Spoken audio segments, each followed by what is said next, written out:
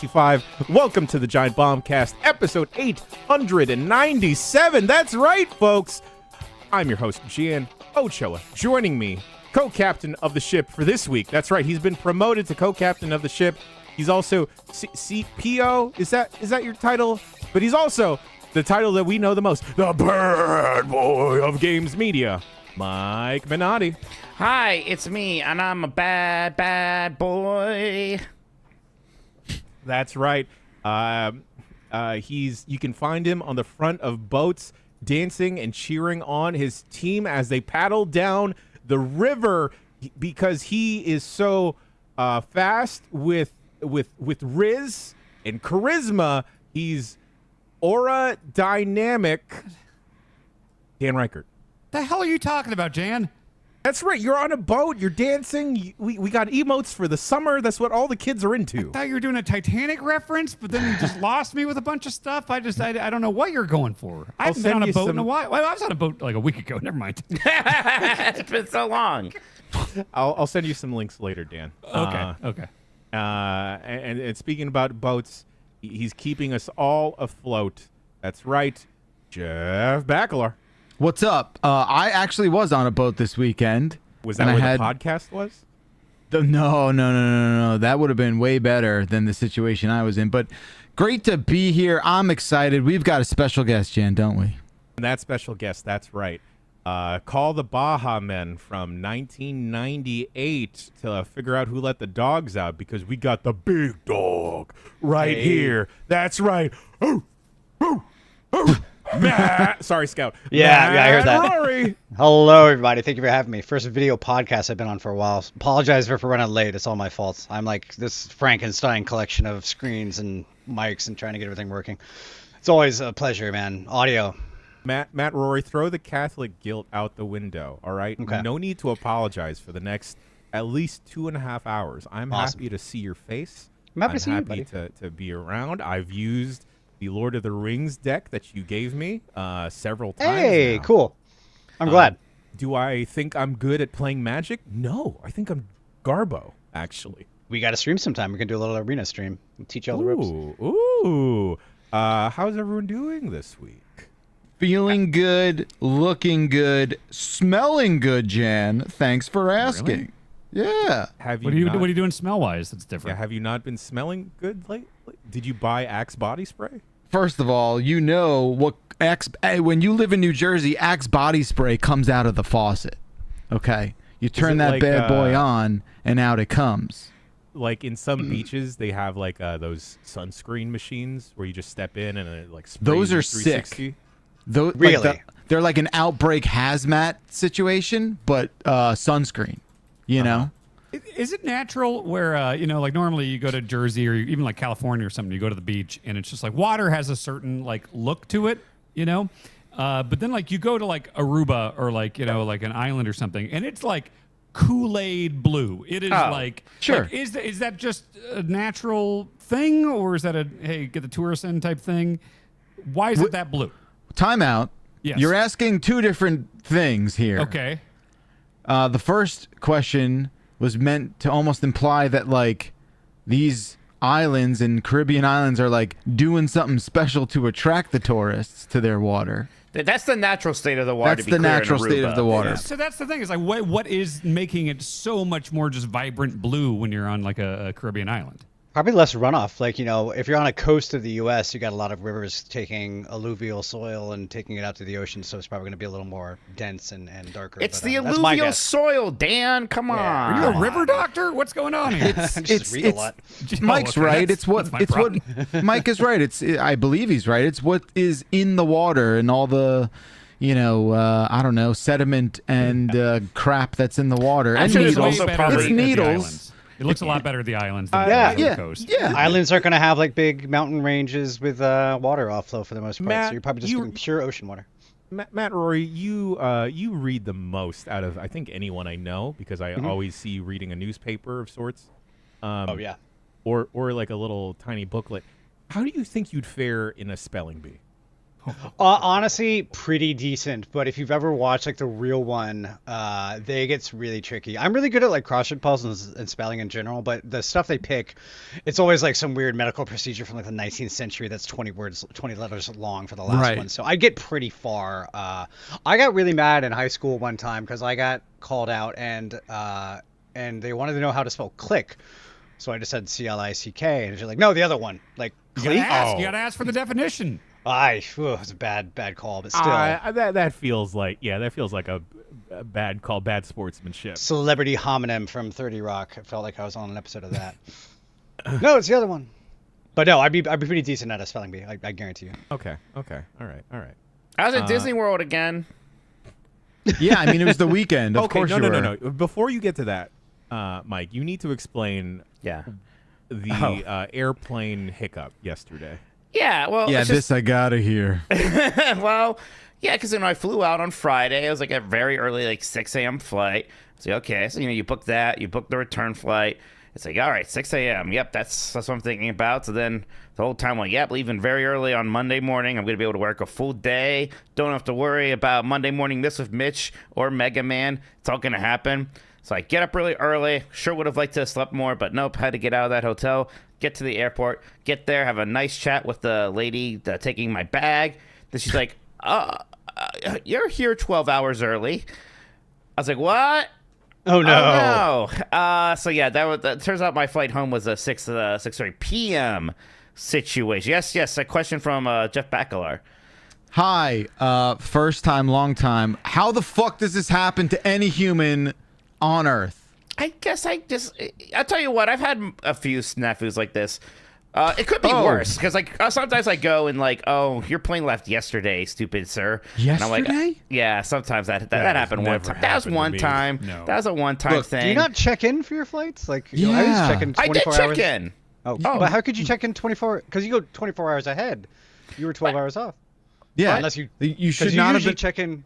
check in 24 hours ahead, like on the dot to get a good seat. I mostly go Southwest. Oh, that's so it's not kind of the- Southwest. So it didn't really. Right. I checked in, but it didn't really matter. I had a seat. It was some smaller thing called Breeze that flies out of Canton, Akron. Is So this like one of those Disney airlines? No. There's no Pretty convenient mix-up though, because then that meant when we had our meeting midday, he got to take it from the ET ride. yeah, thankfully my my one buddy who works at Universal just got me a ticket to go to Universal. So at first I went back to the hotel because I was able to get back in my room and sleep a little bit. But yeah, then I just Good, went to good, Universal. I went to Universal Studios, immediately went on ET. And I was in the line while we took our call, and then like I had to get on the ride. I was like, all right, but I can still hear you, but I'm gonna be on the ride for the next like 5 minutes here. So weird how that worked, huh? Yeah. That's a really weird meeting I took on ET. But Yeah. yeah. What kind of financial outlay would all of you be in for 12 hours in an airport? I can't see spending less than $100 on beer and food in 12 hours. No, you got to go to the lounge. You got to go to the lounge, and then it's Pay just for a like you lounge at load that up point? Crackers and crack cheese. it. What the fuck is a cracket? Get a crack it. And then like open bar and stuff. The lounges are the way to go. Well, you got to pay for the lounge, though. No, you just get a credit card that gives you priority pass access, and then you can just go into a bunch of different lounges, and it just saves you so much fucking money. I have to Well, that's open the assuming credit I card have account. a Yeah, good like, credit score. I have to You open. travel plenty. You open up a credit you're- card that has all right. travel benefits and stuff like that. You've and assumed then a you lot just go to- already I spend about a a lot lot of time of in people. lounges now. Yeah. I mean, you generally those credit cards you do pay for yearly, so you're still Yeah, but they spending some come with money, like but yeah. $300 travel credit and stuff like that Cool. pays for itself like immediately. It's like, Yeah. look, I'm not getting paid by the company, so I'm not going to be shilling for them. I'm just saying, look into some Yeah. good travel credit cards. It's changed my life. The only thing of that really sucked. Well, one, I felt incredibly guilty because I couldn't do the shows that I'm supposed to be doing on Monday. But don't worry, we got Wega Man coming up now. Wednesday evening gaming at Mike's at night. We'll play some of that new Dune game. So I felt guilty about that. But then, like, having to pay extra Uber rides was annoying. So Do you own a Sony Wega CRT? No, I'm a poser. I'm a fake. Okay, Mike. I will say, as the chief content officer here at Giant Bomb, you do have permission to play Mega Man games since it's Wega Man. That's okay. That's Oh. okay. I'm a product person. I think this might be more of a product, and I Okay, I think we're gonna stick with Dune for Wega Okay. Man for now. Fair Oh, enough. somebody points out in chat. If for some reason I want to do a Saturday or Sunday stream and it's Sega Man, then we definitely gotta that's do some good. That's good. Dreamcast or Genesis stuff or Saturn or something. You know, Minotti, Yes. you know how I feel about you. You love me, Right, You like, still love me. It's true. Like I'm We not actually sure. work with each I don't other. like any conversation that starts that way. I'm not sure there's anything you could do that would make me not like you. I mean, Yeah. maybe there's something you could have said. I don't know. That's hearsay. Who knows? Yeah, maybe Who knows on a what Blight gets said? Club that is just like mysteriously gone from the record. Right. Like, who knows what you've said behind closed? I'm sure there's still nothing that you could have ever have said for me to be upset with you. But Yes. that's true. So, look, I feel bad. I feel bad this happened to you. It boggles the mind. I just don't get it. But, what have you learned from the experience? How you gonna approach flight the next time? Because I want to say, like, I'm just going to, like, double check or triple check. But I said that before because I've had issues like this. It really was just like, I got there. They said it was 6 p.m. And I'm like, how can that be? You get up at 4 a.m. I got up at 3 a.m. Oh, man. I got up so early. I was packing. Because I get to the airport early, too. Yeah. Yeah. I just feel like when I'm there. booking a flight, like those times are sort of seared into my brain a little bit in a way that, Nothing sears into my brain, but like flight times do. Like it's like that is one thing where it's like, yeah, I know exactly when I need to be there, and I'm checking that all the time. They should be in military time, I've decided. Military time Okay. is just better. Okay, than you AM cop. time. All right. Yeah, just subtract 12 from the number if it's over 12, and you'll get there. It's fine. It's Oh, easy. I felt so smart when I learned that trick. Matt Rory, how are you doing? What's Doing new? great. What's going on? I'm doing all right. I've been looking for work for a long time now. Games industry is kind of a mess, but I got some tires in the fire there. I also finally started up a Patreon. Like you fun gentlemen, I know you have Ko-Fis and Patreons and everything like that. I'm mostly just trying to write more because I've been bored out of my mind looking for work, like sending out resumes into the ether. But yeah, my wife and I have started up a podcast. I've been doing a lot of writing. I need to put some more stuff up there this week, but that's patreon.com/Matthew Rory. And if you're a fan of properly petting puppies, I'm bringing it back. I'm going to put it down to the $1 tier. So just sign up for $1. I need to start doing more of those because imagine getting back into doing that voice after like 5 years of not doing it. It's really tough. It's like, I don't know if I have that kind of gene in me anymore, but I meant to send you a dog picture from this weekend and put it in the little folder. But I've met the cutest dog I've ever, one of the cutest dogs I've ever met in my entire life on this weekend. Now, So Rory, something I've always been curious about with dogs, right? With you and dogs specifically, is there like a top tier breed of dog, or do you not discriminate? Is it just like the vibes alone of the dog? vibes alone, usually, like, all dogs are pretty cute. I find it's the weird inverse proportionality of, like, cuteness to health. Like, everybody thinks pugs and French bulldogs are adorable, but then they're just really unhealthy and probably shouldn't be around. And then I like big dogs, too. Pit bulls are great. I love pit bulls. Rory, what are your thoughts on King Charles Cavaliers? I love them. Oh, I love them. Trust me. Great. I've seen pictures of your dog. Yeah, I would totally be in there. It's like every time I see one, I had a girlfriend one time made me watch every episode of Sex and the City. So all I can call a King Charles Cavalier is Elizabeth Taylor Goldblatt, and nobody gets it except for like I party get it. girls. I get it. Yeah. Don't Party worry. girls in the That's a background. good one, though. I like it. Yeah. No, I love them all. And I should mention before we move on, I am doing this like 25 episode blog series about my favorite author. All that's going to be free on the Patreon. I just love this guy named Kim Stanley Robinson. And I figured it'd give me a little structure to my week to actually be working on something week to week. So more streams, more writing. I've been bored as hell, but thanks for having me on. I appreciate it. I'm available anytime. You Where guys can need any people kind of magic- go? You've talked about it. Where do people go? How do they sign up? Patreon.com/Matthew Rory should be there. The Rory Roundup. If anybody remembers the Rory Roundup from 2005, I'll be very impressed. But that was one of the first shows I did for GameSpot back in the day. The lovely Dino. I forget Dino's last name. He went on to design. He did the motion graphics for that show in 2005. He went on to make the UI for the character in Dead Space, with the back pops out. He did that UI. Yeah. that's cool. Ignacio. Dino Ignacio, yeah. Yes. Wow. I keep track on every single Filipino in the video game industry.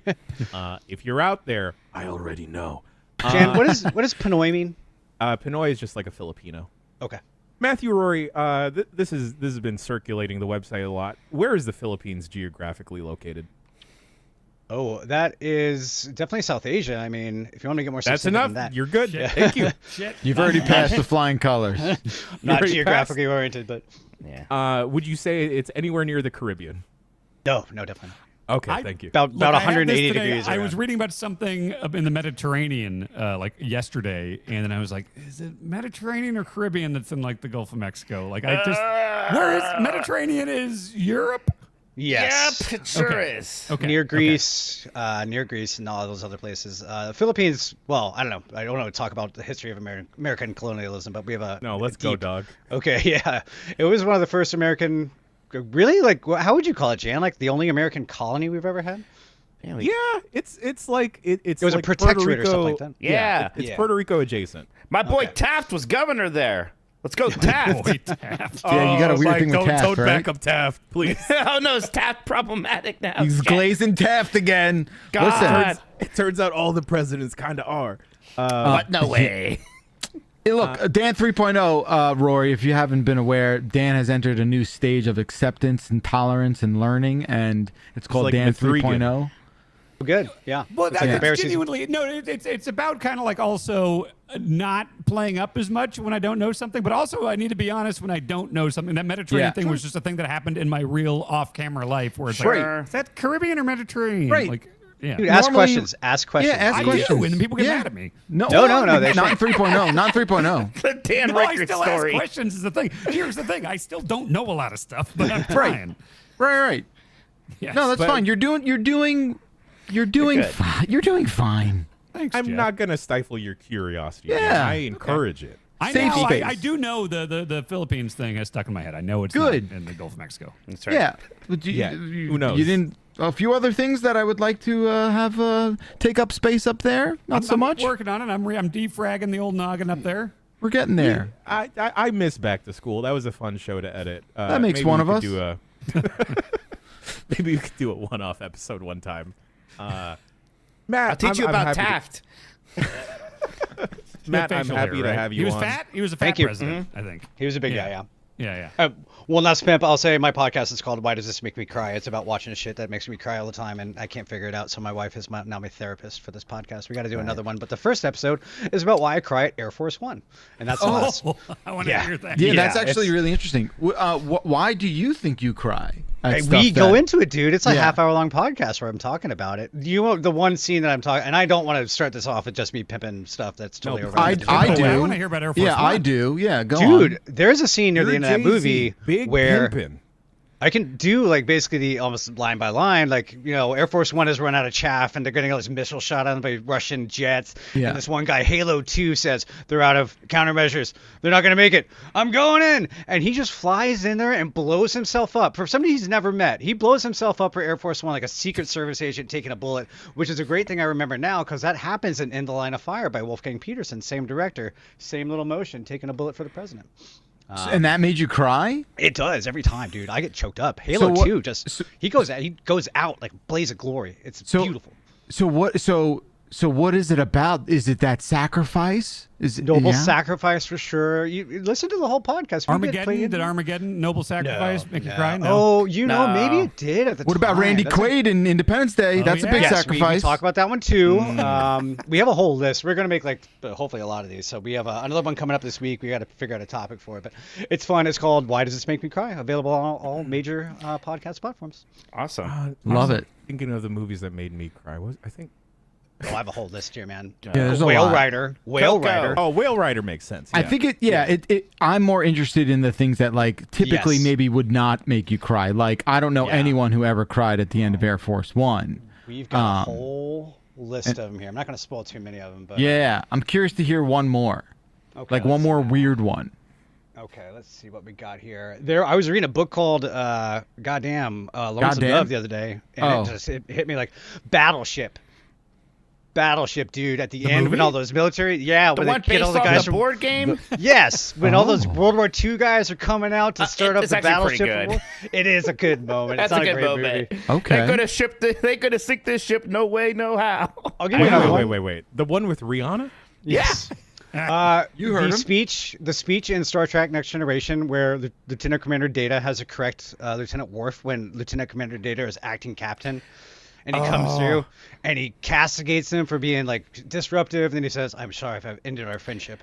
every time. No, that's God great. damn. And then like This is the kind of Warfest- stuff we're getting Wow. into. Like, why am Yeah. I like this? Because I can't afford therapy. I'm unemployed. It's great. My wife It's should great. do it for me. Maybe I should just do that. Maybe I should just start another podcast. Do you want to Try come and on with figure me, out my Jan? brain. We won't Wait. guess. You want to be Rory's therapist? Is that what you're saying? No. I let's just like daisy chain this. Like, you know, do it. Yolanda's Rory's therapist. Rory can be mine. Yeah. That's how it We'll works. all be worse off for it at the end.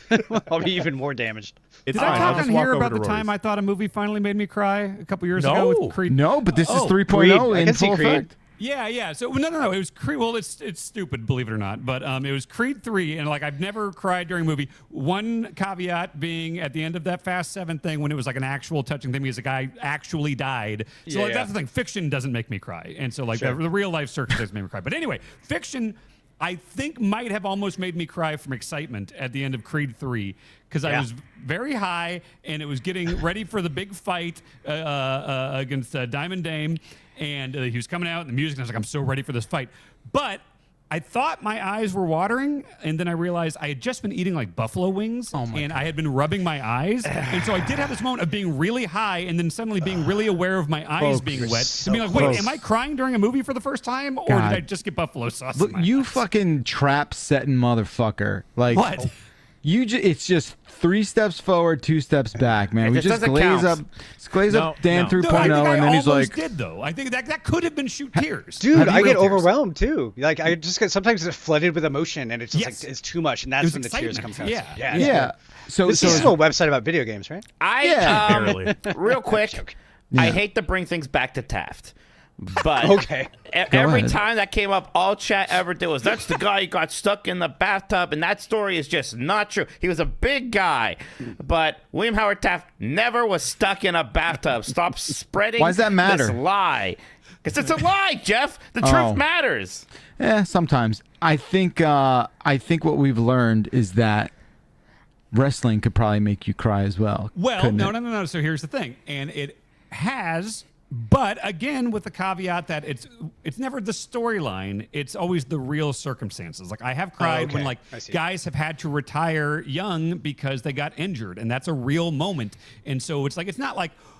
I didn't cry when, Cody finished the story, when he beat Roman Reigns, a scripted outcome or whatever. I cry when, like, someone has to, like Daniel Bryan has to sit in the ring and talk about right. how he can't wrestle anymore because his neck is fucked. Eddie like, Guerrero that's is the same way for me. Yeah, that's it. Yeah. Yeah, like deaths and stuff like that will absolutely get me. Letterman retiring. I cried when Letterman retired, good- like that type of thing. Sure, a good goal to reach before the end of the year. I would love for you to cry at fiction. I would love. How, I would love. Is that can that be a taught thing? Like, I mean, I'm super not against it, and I want to be Empathy? clear. I'm not the like I gotta be a man. and I not can cry, I can you know, teach like- you for sure. Yeah, Just empathy. watch some of the stuff on my list, and you should watch it. Show them Whale Rider. If you don't cry at that speech in Whale Rider, you're not a human being. I can't believe. Hey, Ben Hansen, I remember yelling at me because I said Iron Claw didn't make me sad. It's like That's true. Isn't that a true story? it is, It's but a it was really like the movie, I fucked knew up the story. story. I knew it was going to go bad, and it's like it's a sad story in real life, but I didn't just- cry or feel I anything. still can't during it. believe people chose to make that movie.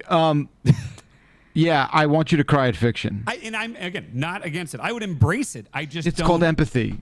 When you talk like you don't have empathy, you sound like a psychopath. Can I learn? Is that Well- a skill that can be learned? It's living your life and Not connecting from the with the Jedi. world. Yeah. Like in real life stuff, I have that. Like when tragic things happen in real life, I don't think absolutely it's a will cry huge and stuff problem that. like that. You don't. Yeah, you. It's troubling, Mike, You is clearly it have not? this. You have a bit more of a window between fiction than other people. And that's fine, right? It's okay. I Like, mean, this I don't want to something- get weird, but this goes to the whole you've never been attracted to a cartoon character thing before. Well, too. I think Mike, it's a let's not try and similar make thing. connections where they don't exist. I think I think that there's something going on, right? And this isn't bad. I'm not criticizing you, but maybe an explanation of why you're unable to have empathy for fiction or to relate to characters on the screen is perhaps you repressing something in your own life where you've not allowed yourself to feel things for other people, or perhaps lend your In real mind life, into I absolutely but- do in real life. but It's just when I know it's fiction. It's like But if you I see cut it the off in a way glorious that Mortal seems, Kombat interesting. modern Mortal Kombat fatalities that are so gruesome and everything. I just think they're hilarious. I don't if think I you see should real cry at life that. Yeah. violence, I am mortified and turn white. You know, All right, we'll get it's there. true. We'll get there. We'll get there. Video games. Yeah, I feel like I've gotten us far off track. Video games. Someone mentioned a video game, so I guess now we're legally obligated to start talking about video games on this podcast. I haven't been able to play too many things because of the move. You notice, for those watching the video, it's kind of a mess back here. The movers I was able to hire were probably the three most unique individuals in the world.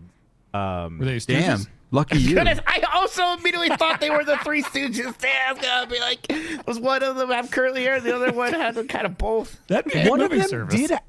did have a bowl cut though. Oh my God, it was Mo. It sounded just like Dan on the rematch stream. But it was so funny because like one of them like looked like he was trying to be too handsome.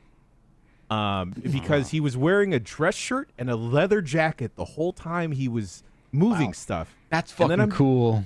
And I'm just thinking like, bro, like you have no one to impress here. Like I'm already impressed that you're doing all this. Please, do you need a shirt to change into? I will give you a shirt. And then he just like, after the day is done, he comes to me because like I have like a husky tool chest here that's just full of stationery. And he just like looks at me. He's like super duper Russian, and he goes like, "My friend, I have one question for you. Why the toolbox? What are you doing in there?" And I'm like, "Oh, it's just full of post-it notes and fun pens and cables. No tools? No tools. Interesting. Okay, That's very I didn't know good. you could do that."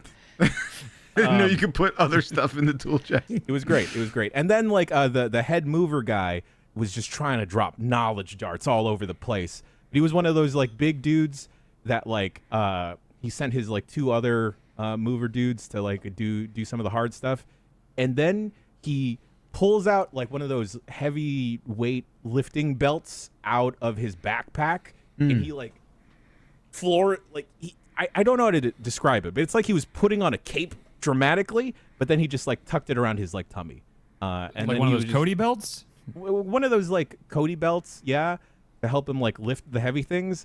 And then he was just saying the whole time he'd go up and down and like he would keep talking as he'd go down the hallway of like, you should be happy of the things that you have here. I'm proud. This is a good place. I'm proud. And like, okay, thanks, man. All right. Those guys are monsters, man. They do a lot of stuff on their back, like with like rope. No, they Like Death Stranding? Exactly. Mike, I was getting there. They did the thing where they had like the big boxes and they put the small boxes in the other boxes. It was great. Very good pack jobs. Highly recommend. If you're moving stuff across the country, perhaps you shouldn't just throw it all on one guy's back. But in Death Stranding 2, they continue to do that. And Dan Reichert, you have finished Death Stranding 2. I did, and I'm going to be careful because, people don't like hearing specifics, and I'm not going to say specifics here. You can't I'm just gonna spoil this say, game. What's that, Backlund? I don't think you could spoil this game. Oh, people are mad at Dan for his very minor infractions. Thank I'm you, going to Mike. go ahead and say, Dan. Oh, all right. Now I'm on Thank board. you, Mike. Yeah. People mad I at will him? say, I'm on board. Everything I've said previously about loving this game and everything holds true, maybe more so now, because I really think the last 3 to 4 hours of that game are the most Hideo Kojima things I've ever seen in my life. And people go, oh, what about the end of Metal Gear Solid 2? Way wilder than that. I don't think anything rates even remotely to the end of Death Stranding 2. And I'm not going to go into specifics. I'm just going to say it was several hours of me just being like smiling or laughing or just jaw open, just like, what are we doing, folks? Like, it is fucking great. Is it mostly cutscene? What's that? Is it mostly cutscene? There is a part where the puppet tells you, like, hey, Sam, just so you know, there's going to be a long cutscene coming up, which I love in Kojima games when they just straight up say, like, hey, press the circle button to climb the ladder. Go to the bathroom now. Yeah, exactly. Like, the puppet is just like, dude, it's going to be a long one. And there's a decent amount of gameplay after he says that, but there is a long cutscene after that. I don't think there's anything that's like 3 hours of straight up cutscene or even anything on the level of like the end of MGS4. But, it's broken up by bits of gameplay, but it really goes places, even for Death Stranding. I guess I'm curious then, like with the story and just the game, do you think there's room for it? You think you want a Death Stranding 3, or you think he's going to move on? You want to see him move on? You want more of this world? He did that interview in GQ recently where he talked about like he really has to think about how many more games he has in him because he's all take 3 or 4 years now, and he's a certain age and everything, and he has to really consider every project. And like considering there's OD and Fizzant that have already been announced, it's like, oh right, I don't know if there's room for like it does leave things in a way where it's like there's an interesting angle for a sequel or a third one, but I don't know. As of right now, OD and Fizzant both seem far enough away to where it's like I'm just fine with those being the next ones, And those both being new things is very, very intriguing to me, I haven't gotten the chance to dip back into Death Stranding 2, but I absolutely adore this game. Yeah. And like it's such a way where like not that I feel like I'm immune to Kojima's bullshit, but I think before I replayed MGS5 maybe 2 years ago, and then after replaying it I was like, oh, I think I get everything now. MGS5, I regret leaving that off of my like top 10 of the century, but holy smokes, he's going for stuff here, and then rediscovering Death Stranding 1, and now playing through Death Stranding 2 with like the lens that I have. It is just insane bullshit, and I think Kojima is one of those people that revels in the fact that he probably has some vision. Of course, he has a vision for the story that he's telling and the means that he's telling it, but he probably revels off of the fact that there are so many people pulling at different strings of like, no, this is what this means. That's what that means. This is what this is. But like the gameplay, it's just something so meditative to kind of just zone out and walk. I saw a video of someone traversing the environment in Death Stranding 2, and I don't want to spoil anything, but Dan, you talked about the coffin thing. Yeah, love that thing. The coffin skateboard thing. I saw someone using that in conjunction with another item that you get in the game, and they were kind of just flying, kind of. What? I'm very curious about this. They were obviously like breaking the game based off of using the two items in conjunction, but it was like, how are you doing this?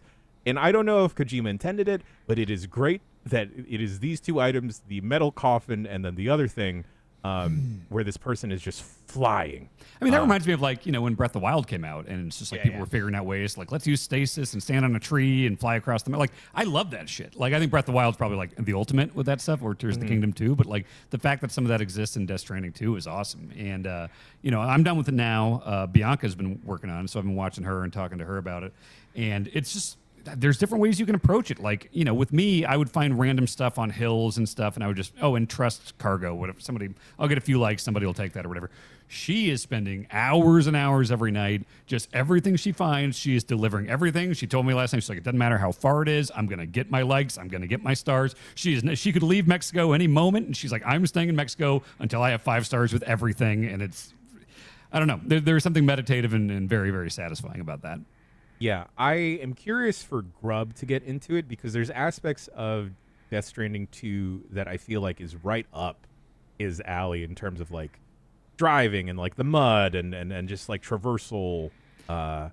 Jesus Christ. For folks that are skeptical over Death Stranding 2 and may have had their reservations over Death Stranding 1, Mike Minotti may be included. Just give it a shot because it's something else. And Dan, I would love maybe next week if I can power through it to do some type of spoiler cast. I beat it and like I don't even know where I would start. It really reminds me of when I beat Metal Gear Solid 2, and it's like, boy, I don't know if I'd be able to explain this. Like now, I think I can do it, but like in 2001. I don't think none of that was getting through the head there. Same way though. MGS2 had the same kind of like the last 4 hours. Like the rest of the game is like you can kind of get it. The villains are over the top and everything like that. But then you're fighting the president on a fucking Harrier and the la la la la. I'm glad he has the ability to stick the landing in some way. Well, and this is, I think the way they do this ending is better than MGS2's ending because, like, I love what they're saying and doing with the end of MGS2, but the format is a lot of green heads talking to each other. It's for a lot long of codec time, calls. It's a lot of that. This is like a lot of just like, put it this way, I was taking a lot of screenshots on my PS5 during those last few hours. Like, there is shit to look at in the last few hours here that you would not possibly predict. You highlighted this in the quick look, Dan, and I didn't realize this when I was playing in my time with the game, but if you fail at a boss fight or encounter, you could just select the option, pretend I won. Yeah, it says pretend you won. And it's Whoa. like, all right, just move on to the cutscene. All right, that's fine. cool. I like it. I think I it's like cool. that. Yeah. So that is pretty sick. You know, there are times with the original Death Stranding where I'd kind of feel like it was a little bit of a slog with some enemy encounters, and I wish I could have just skipped it.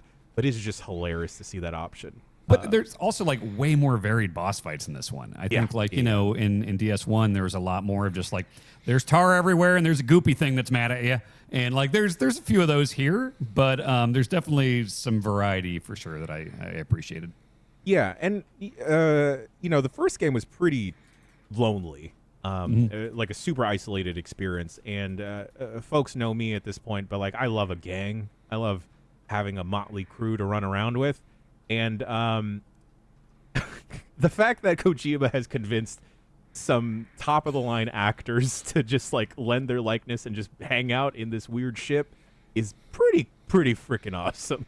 Yeah, and they're game for it. Like I love seeing all these interviews and stuff where like Norman Reedus describing what it's like, you know, to work with Kojima. And he's like, yeah, Kojima will be like, you hold the baby and then you cry. And I'd be like, what am I crying about? And Kojima will be like, oh, you know, the strand, and, you know, the world and the sky. And okay, I guess. Like, The Strand, of course. Don't you know?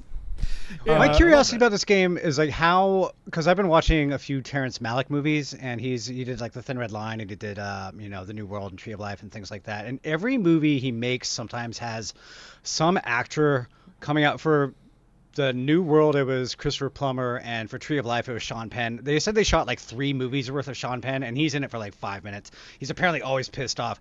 I'm curious, like, I know Death Stranding is probably a way more intense kind of production pipeline than a movie is, especially with Malick just going off doing his own thing. But I'm curious if that'll leave anybody on the cutting floor, like, or there was a big part. Yeah. I'm curious. I know that most of these are kind of cameos, unless you're part of the main cast. But I'm just curious if anybody just didn't work out. there are, without saying specifics, there are characters that wind up being bigger deals than I thought they would be throughout parts of this game. That I thought was like, okay, this is a name, this is a fun cameo thing, but it's like, okay, actually, this is more important than. Okay. Yeah, so I think you utilized everyone in a really great way, and obviously there are ones like George Miller and stuff that's just a likeness, and the same with Guillermo del Toro, where it's like they're not doing mocap, they're not doing the voice or anything, but like it is cool to just be like, that's Guillermo del Toro, that's the director of Drive, you know. Yeah, for as much as I'm enjoying Death Stranding 2, I can't help but have that like itch inside of me of like, I wonder what the director's cut is gonna look like or be like, because it feels like Kojima was more sure of himself and the team had figured things out more of like how to formulate Death Stranding 2 versus the original, where it's like, okay, here's all this stuff. Here, we concede to the weird things in the first one. Here's a gun if you want to just shoot things. There you go. That's a huge part of why this one I think is so much more playable for someone like me. You know, it's like I think, you know, again, watching Bianca play and like she's very stealthy and she's walking, she's taking everyone out with the strand and all that stuff. And I'm like, oh boy, I'm approaching these like Phantom Pain. You know, I'm going in there. Maybe I'll make a watchtower. Maybe I'll throw a doll man up to scope things out. But then I'm going in with an assault rifle with an underbarrel grenade launcher, a trank grenade launcher. So it's, you know, it's healthy. Mike, you were so doll man coded though.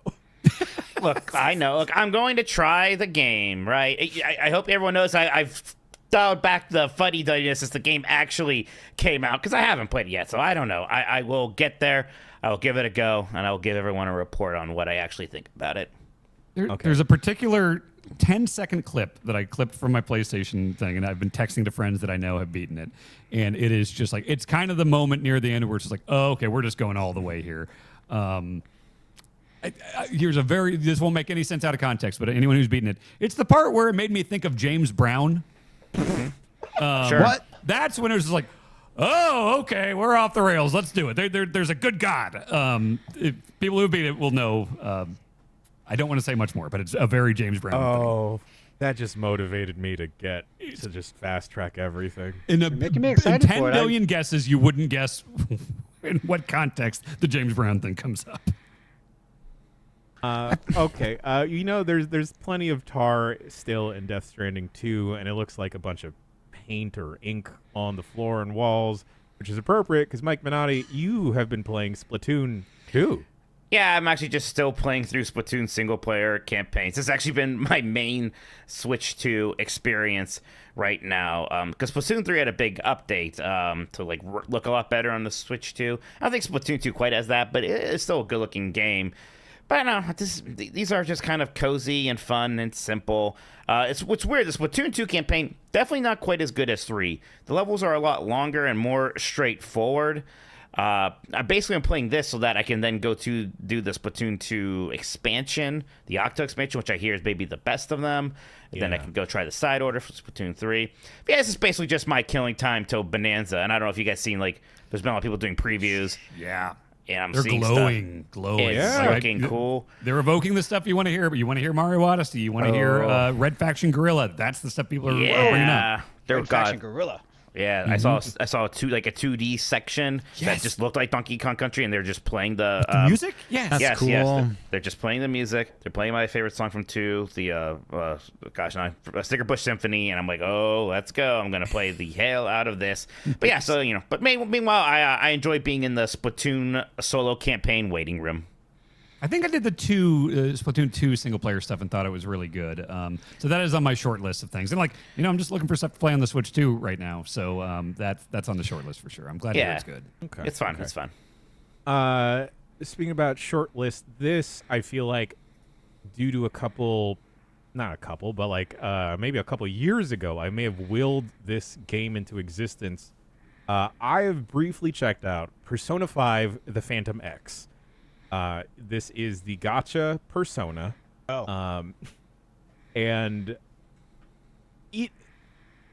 mobile games blow my mind, or games that are designed for mobile, just because I know that Genshin Impact and what are the other Contail, Skyrail. Honkai Star Rail. Yeah, Honkai Star Rail. And the newer one, which Zenless Zone Zero. That's right. Zenless Zone Zero. All the Z's are here. It's these are full-ass games. Like, if I was not in this profession and I kind of just wanted, a flavor of a JRPG or, a hack-and-slash game, I could totally explore that in these games. And in the brief time that I've spent with Persona 5, The Phantom X, it does feel a little funky that it's supposed to be a grand sweeping Persona-like story, but it still has the gacha elements. But in the time I've spent with it, I just keep thinking, oh, this is just a Persona game. How are they going to make money off of this? That's how they got you. Exactly, Matthew Rory. That's how they gotcha. And I've so far been not tempted to spin to win. But I do want to do a quick look for this week. I do believe, if I'm not mistaken, that game immediately went to the top 10 grossing games, mobile games of the current moment. I think it immediately became $1 billion kind of revenue stream for him. So I could be pulling that entirely out of my ass, but I think I saw that somewhere recently. No, so completely... people are going to spend. I mean, I enjoyed the little of Genshin that I played. My big problem with it was that A and B was switched around, and I couldn't get over that until they patched that through. And by that time, it had already been out for a few months. But they seem like very high quality games for free if you don't want to worry about getting your team super organized or anything like that. Yeah, it makes me wonder how Atlas divided the development team, if they had a smaller team working on this, or this was one of their bigger teams. If folks are looking for another gacha game, I found another one that I've been playing. I didn't put this on the run of show, but Richi City is another gacha mahjong game. And yeah, if Mike didn't already take over the Monday mornings or the Monday evenings, we would have had Monday morning mahjong with Jan. So we're safe for now. Mm-hmm. Speaking about JRPGs, this is the most exciting development, folks. I tuned in for this whole stream. I've been seeing the Blue Sky updates. Dan Reichert, you have been playing and enjoying Clair Obscur Expedition 33. I am excited to tell the internet about this game I found. Did you know that turn-based RPGs can be very, very fun? Yeah, I've heard. Yeah. It's Even I like it. I can't believe good. I can't believe I beat you to the punch on this one. I never do that. So you've been playing it? Yeah, I'm like almost done with it. Oh shit. Okay. Yeah, it's look, it was something like I feel like enough people through osmosis. I've just like people have been like very positive on it. It's like, oh Dan, if there's ever one you're gonna like, it's this one because I like Mario and Luigi, like Paper Mario, you know, all that stuff. Yeah, they're right. I like the story. I like the style. I like the combat. I like the running around. I like the cool overworld where it's almost like tilt shift guys running around and I can turn into a big fat guy that can run over rocks. I like every single thing about it. I think I started it up and I immediately liked kind of the setup and the story and everything. And then my first fight was like, I knew this game was very French, but then a fucking mime fights me. The first fight I have is a mime. And then when I saw the animation of him like building the like wall, I was like, oh, that looks that's cool looking. Like this game's got a cool style to it. Yeah, and that John mime Carson killed the is in the shit out of game. me. Actually, I've run into 2 mimes in this The game now. They the both mimes killed are the hard. shit out Yeah. of me. But yeah, on the stream, with the VODs up on the YouTube page, there was a boss I ran into there, and it whooped my ass the first time to the point where it's like, man, I'm gonna have to grind for a while here. And I think I maybe got 1 level up, and I went back and I was like, ooh, actually, okay, I found a new way to kind of approach this, and that's working a little better. And on the 3rd time, I beat him, and that's an ideal, progression there. It's like whoop my ass, learned a little bit, beat him. It's so cool because you don't necessarily need to just grind level. It's not just a stats game because there's so much customization you can do with the pictos and things like that. But then so much of it is you could just brute force it if you get really good with the parries and the dodges. And there's so much to learn, like everybody having their own systems here where it's like, okay, so I'm really learning that like with my L, I want to do the virtuose stance that does so much fucking damage. Then I'm realizing like, okay, well, if I use this person to mark them and then I'm using virtuose, then I'm doing a shit ton of damage. It's not costing much AP. And now I've got CL, and CL, awesome, got that crazy scythe stuff and everything. And I'm like, trying to wrap my head around like, okay, I'm starting to understand like the foretell, like load them up with foretell and then consume it. But then it's like, okay, I got to figure out the sun phase and moon phase stuff and how to trigger twilight phase and utilize that. Like, there's a lot of just systems that you're learning, and then you figure once you've learned them, it's like, well, now how does this play off of this, and how am I gonna like? And then when it all clicks, it's just like, holy shit, it is so satisfying. I'm into every cutscene. I'm into where the story is going. I think all the characters are fantastic. This is growth. The counters, here's the thing. I will never fucking dodge in this game. I will not dodge. People tell me, like, oh, dodge, and then you'll learn the timing. No. I'm fucking parrying every fucking thing. And if I fail, that's fine. I'm going to go back there and I know the timing a little better the next time. And if you get the bing, bing, bing, that parry, and you do that, everyone goes up there and hits it and takes a shield down or something. Yeah, it's just like, I'm so fucking hyped about it. Aren't there certain things you have to dodge? Like you can't avoid. I will. Okay, the one thing I will dodge is sometimes you'll kill one of those big fuckers and they'll like and they'll fall on you. Yeah. And it's like, look, he's already dead. I'm not gonna like. Right, I but can the dodge out of parry way can here. give you an AP point. But usually, it's like at the end of fight's fight, over then if the know. guy's going to drop on you. Right, Yeah. sure. Right. Well, he dies, right? Either way, this is great. I'm happy to hear it. I mean, even for me, where I only have like a very surface comprehension of like all of their systems, where like the foretell stuff, I'm like, okay, it's dark out, it's light out, whatever. Like even that stuff, you can kind of like, just sort of, I don't know, make your way through without spending too much time obsessing over that. You can kind of half stuff. rock it and still be okay. But it's great that there is that kind of layered complexity to it, that all these separate systems on top of systems. And yeah, that game fucking rules, man. Matthew Quick Rory. question.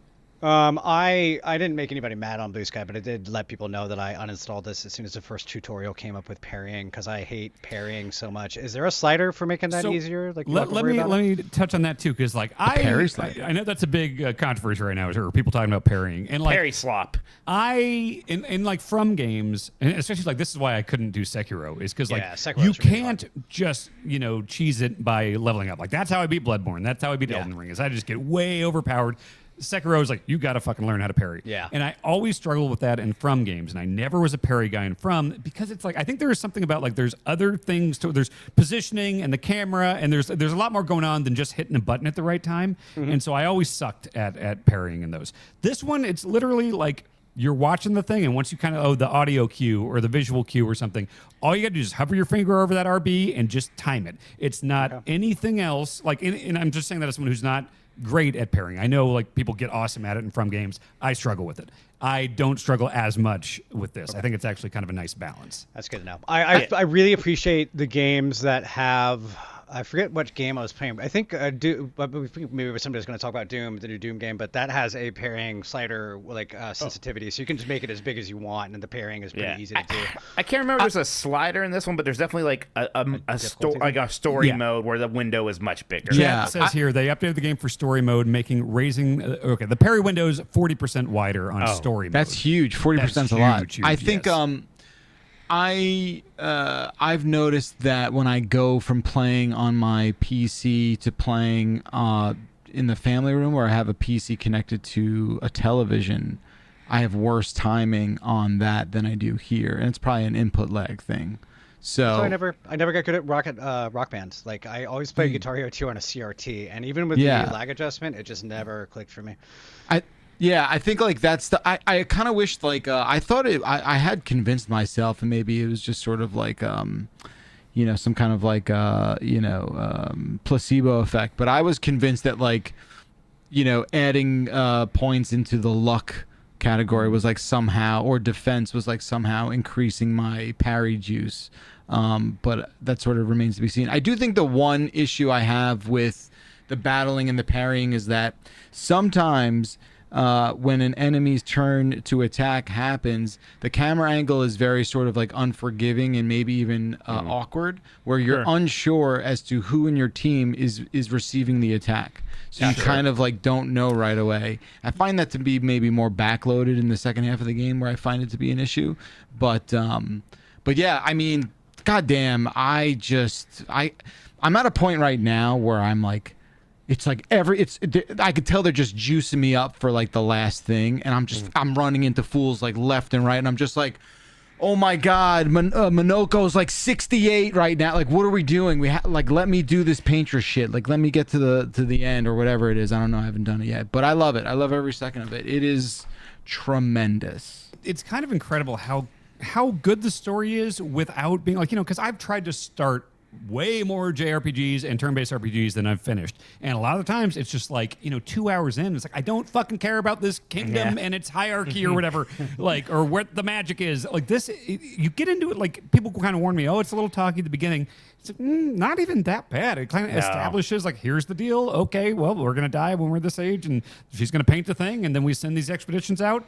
And then the other stuff, like they build so much with like finding the diaries of the previous expeditions and everything, and all the conversations at the campfire and everything. They all just get their shit in and get out, and it's very economical with that, which I appreciate. I should not be this happy about another person liking a game, but my heart is full. This is good. It's just a great game. There's no denying it.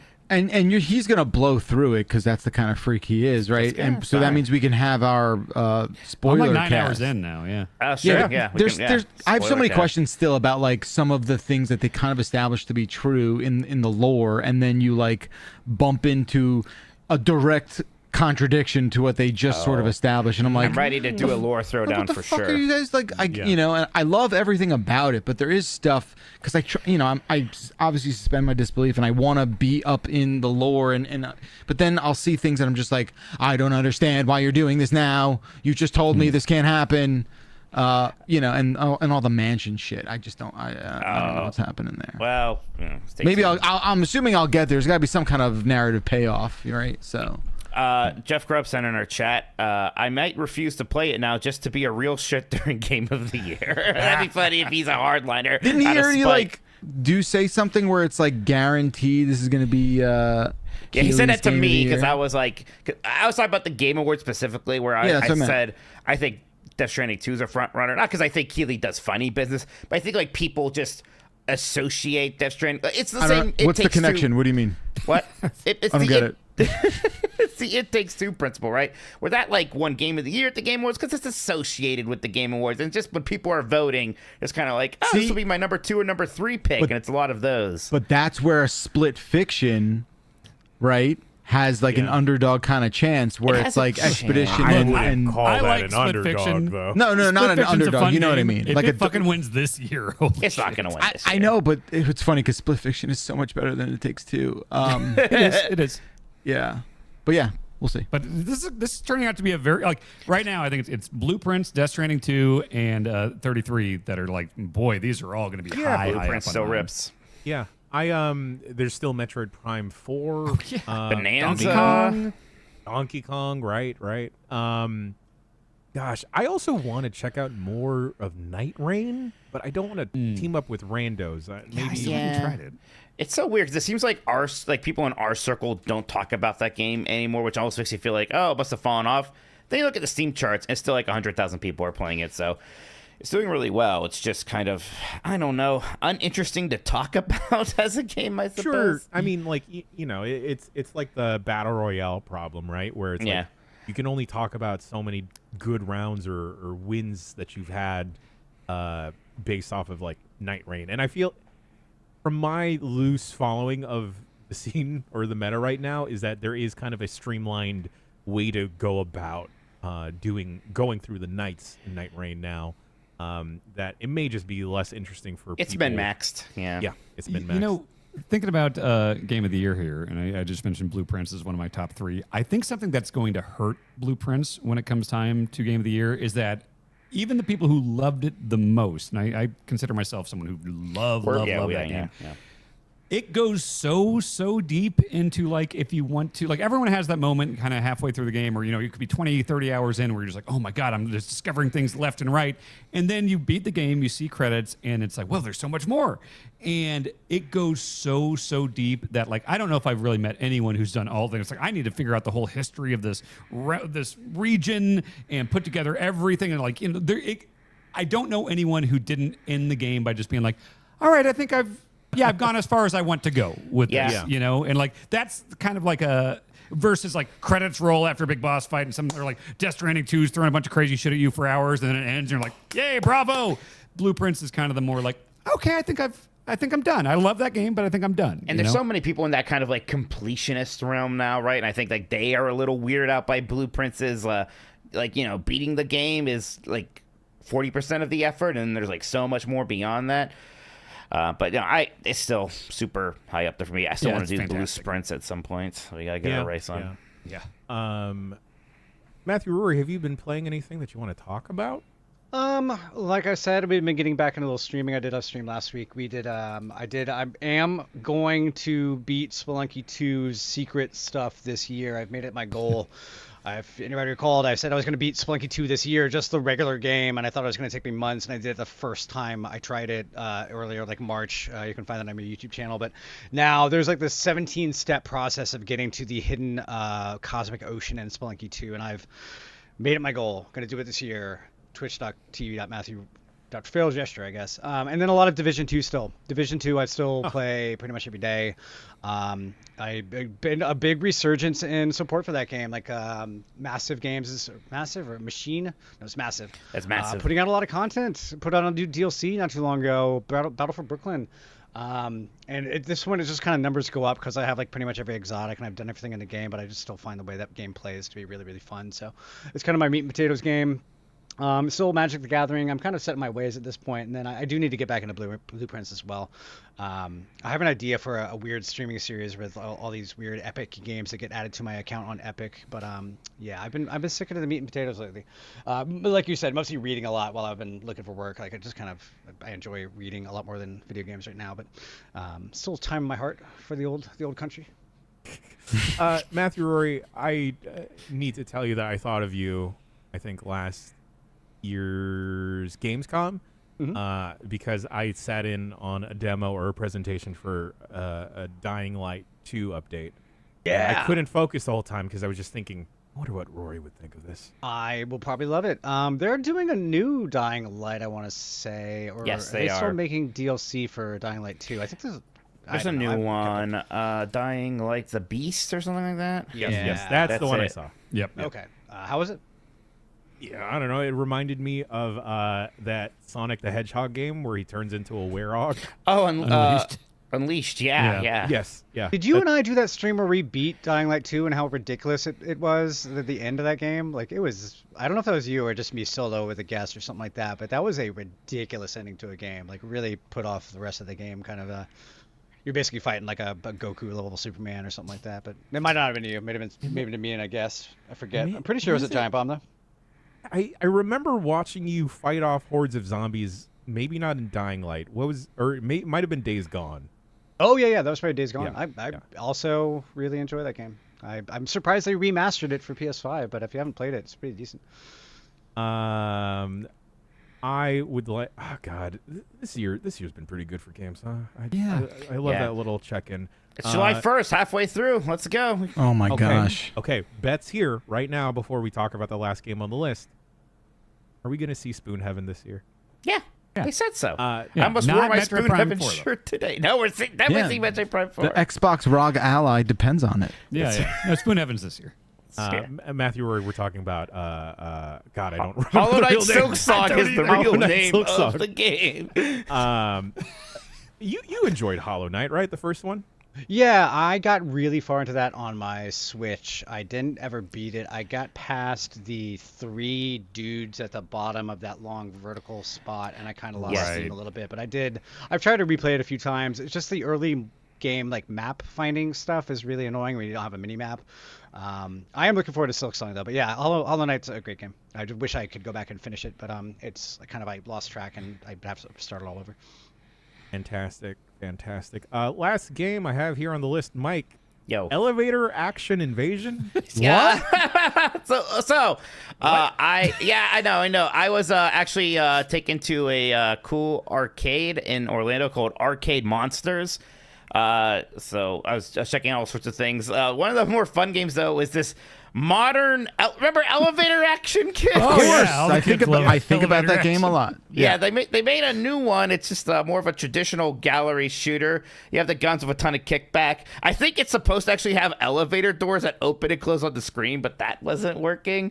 But it was basically like they made a House of the Dead, but with elevator action. It's always funny because you're like in a building, you're fighting a boss or something taunts you, and then it always like jumps up the building, and it's like, if only there was an elevator, right? Like, how can we take care of this? So you get in the elevator. It did do one neat thing though that I liked, where if you are both kind of shooting within the general area, a circle happens around your bullet spots. It's kind of double damage. So you're incentivized to like kind of be targeting the same things in it. And I thought that aspect of it was pretty fun. But besides that, there's just all sorts of raw, God bless Raw Thrills for being people making interesting new arcade games. Yeah. Because they had like the Raw Thrills NBA Jam. It was just NBA Jam, and that was fun. Like the Raw Thrills motorcycle game that's basically just cruise and blast on a motorcycle, and that was fun too. They also had the weird Sega racing series, Initial D or something like that. Oh yeah, dog. Yeah. Yeah, so it's like, it looks like, one of their Daytona things or whatever, but it's a story-based game, and it's only in Japanese. So I'm playing this story-based Japanese racing game in, like, the full-out, like, car machine and everything. That was a fun time. I enjoyed What is this that. fucking? I didn't know they made an NBA Jam. NBA Superstars? Yeah, that's it. It's just an NBA Jam, and it was super fun. I want to play this. That looks great. Yeah, it's great. I assume every Dave and Buster's in the world's going to buy that and have Sure. it there. When y'all go to an arcade or like a Dave and Buster's round one, do the employees get weird about? I don't know if you guys wind up recording it or taking pictures, but like, do they get weird about that for y'all? Wait, do I get weird about what? Why Like would they? recording like the game or like recording not a like movie. a friend. I don't or think whatever. so. No, I don't think Yeah. that's happened. Because I went to a round one yesterday. I was dropping off a family member, and then I was like, oh, well, there's a couple crane games here. I might as well partake. And I had just I had the Osmo on me, and then I was just recording myself doing it. And then an employee comes to me, and they're the most Gen Z person in the world. I thought they were going to call me Unk. And then they just say hey, I'm sorry, you can't record the crane games. Yeah, I can see that. Please put it away. I believe that, yeah. But Yeah, because why? they can be manipulated, or they might have like trends. Because aren't they basically like slot machines where like 1 out of every Yes. 5 or something is Oh. designed I to be think more you're quickly? right. So that could be. You're not allowed to record in a casino, and that's the most casino-like game Yeah. of all Interesting. everything I that think they've invested in. Rory's right on the nose here. They don't want you to expose the scam. Okay. Yeah, it's crane games are. I've learned to stay away. Yeah. They had a lot of Okay. pinball there, Bacalar on free play, so that was exciting. Thought you That liked is exciting. I don't really get sick of that. I usually have to be dragged away from that kind of situation, so it's sort of a mixed subject for me. You know what? I would appreciate a place that has pinball, even if it's paid, but has those little screws in the back all the way down instead of all the way up, so that it goes a little slower and I could play a little better and a little longer. Because every pinball machine has those little screws on the back that goes up and down for height, and at the max height, it's just way too fast for me. Yeah, I'm well, you're 45 supposed to years old. have it calibrated to a certain degree. I believe it is like 7 degrees, I want to say. I never knew about these screws. I thought it was just all standardized. That's Take a look. interesting. Take a look at the back of a pinball machine sometime. You Yeah, see one. They have it goes up and down. Secret At the screws. legs, they have them on all 4 legs. They're these sort of like adjustable height pillars, if You you make it will. like a 45-degree angle. No, you can't do not it that bad. crazy. But you could be a little shallower than most of the way the bars have them set up. Yeah, so but- I'd sit there. But they are. I do believe, and maybe I'm not 100% accurate here, but I do believe there is like a certain universally agreed upon angle that all pinball machines should sort of be sitting at. Makes sense. Yeah. That being said, no one will stop me from playing crane games. I did win at 2 of them, and I only Hell spent yeah. $8. That's not Which- bad. There you Yeah. go. And you were entertained? I was entertained. I was like, I'm very good at this, and I wanted to put it up on the GB socials until this young man told me I couldn't. So You should have. Do you know who I am? Them. I was asked not to No, take that a would picture hurt of my somebody's feelings. dog the other day, and I was like, "Do you know my whole deal? That's my whole deal, dude." It was really weird because we were like outside on the street at a bar, a patio, and I was just like, "Oh, your dog's really cute," and it wasn't really that cute. And I was just like, I'd taken a picture of it. Like, please don't take pictures of the dog. Like, totally fine for me to pet it and like say hi to it and everything else. And I was just like, "Are you worried I'm gonna like take your IG views or something?" Like, it wasn't like don't take pictures of us. It was specifically not the dog. And I was very weirded out by it. Very nice guy apart from that, but it was like, I don't know. Your dogs don't have bodily autonomy, do they? Not the way I touch them. that's right, folks. And with that, we're going to take a quick break, and Mike Minotti will be back with the news. Okay. It's fine. It's fine. Hey, you That's know what, fine. Matthew Rory? You can take all the pictures of any dog I am near. I think that was and- fine. We should get together sometime, for sure. Yes, I'll bring my pup over. Faded to black. No.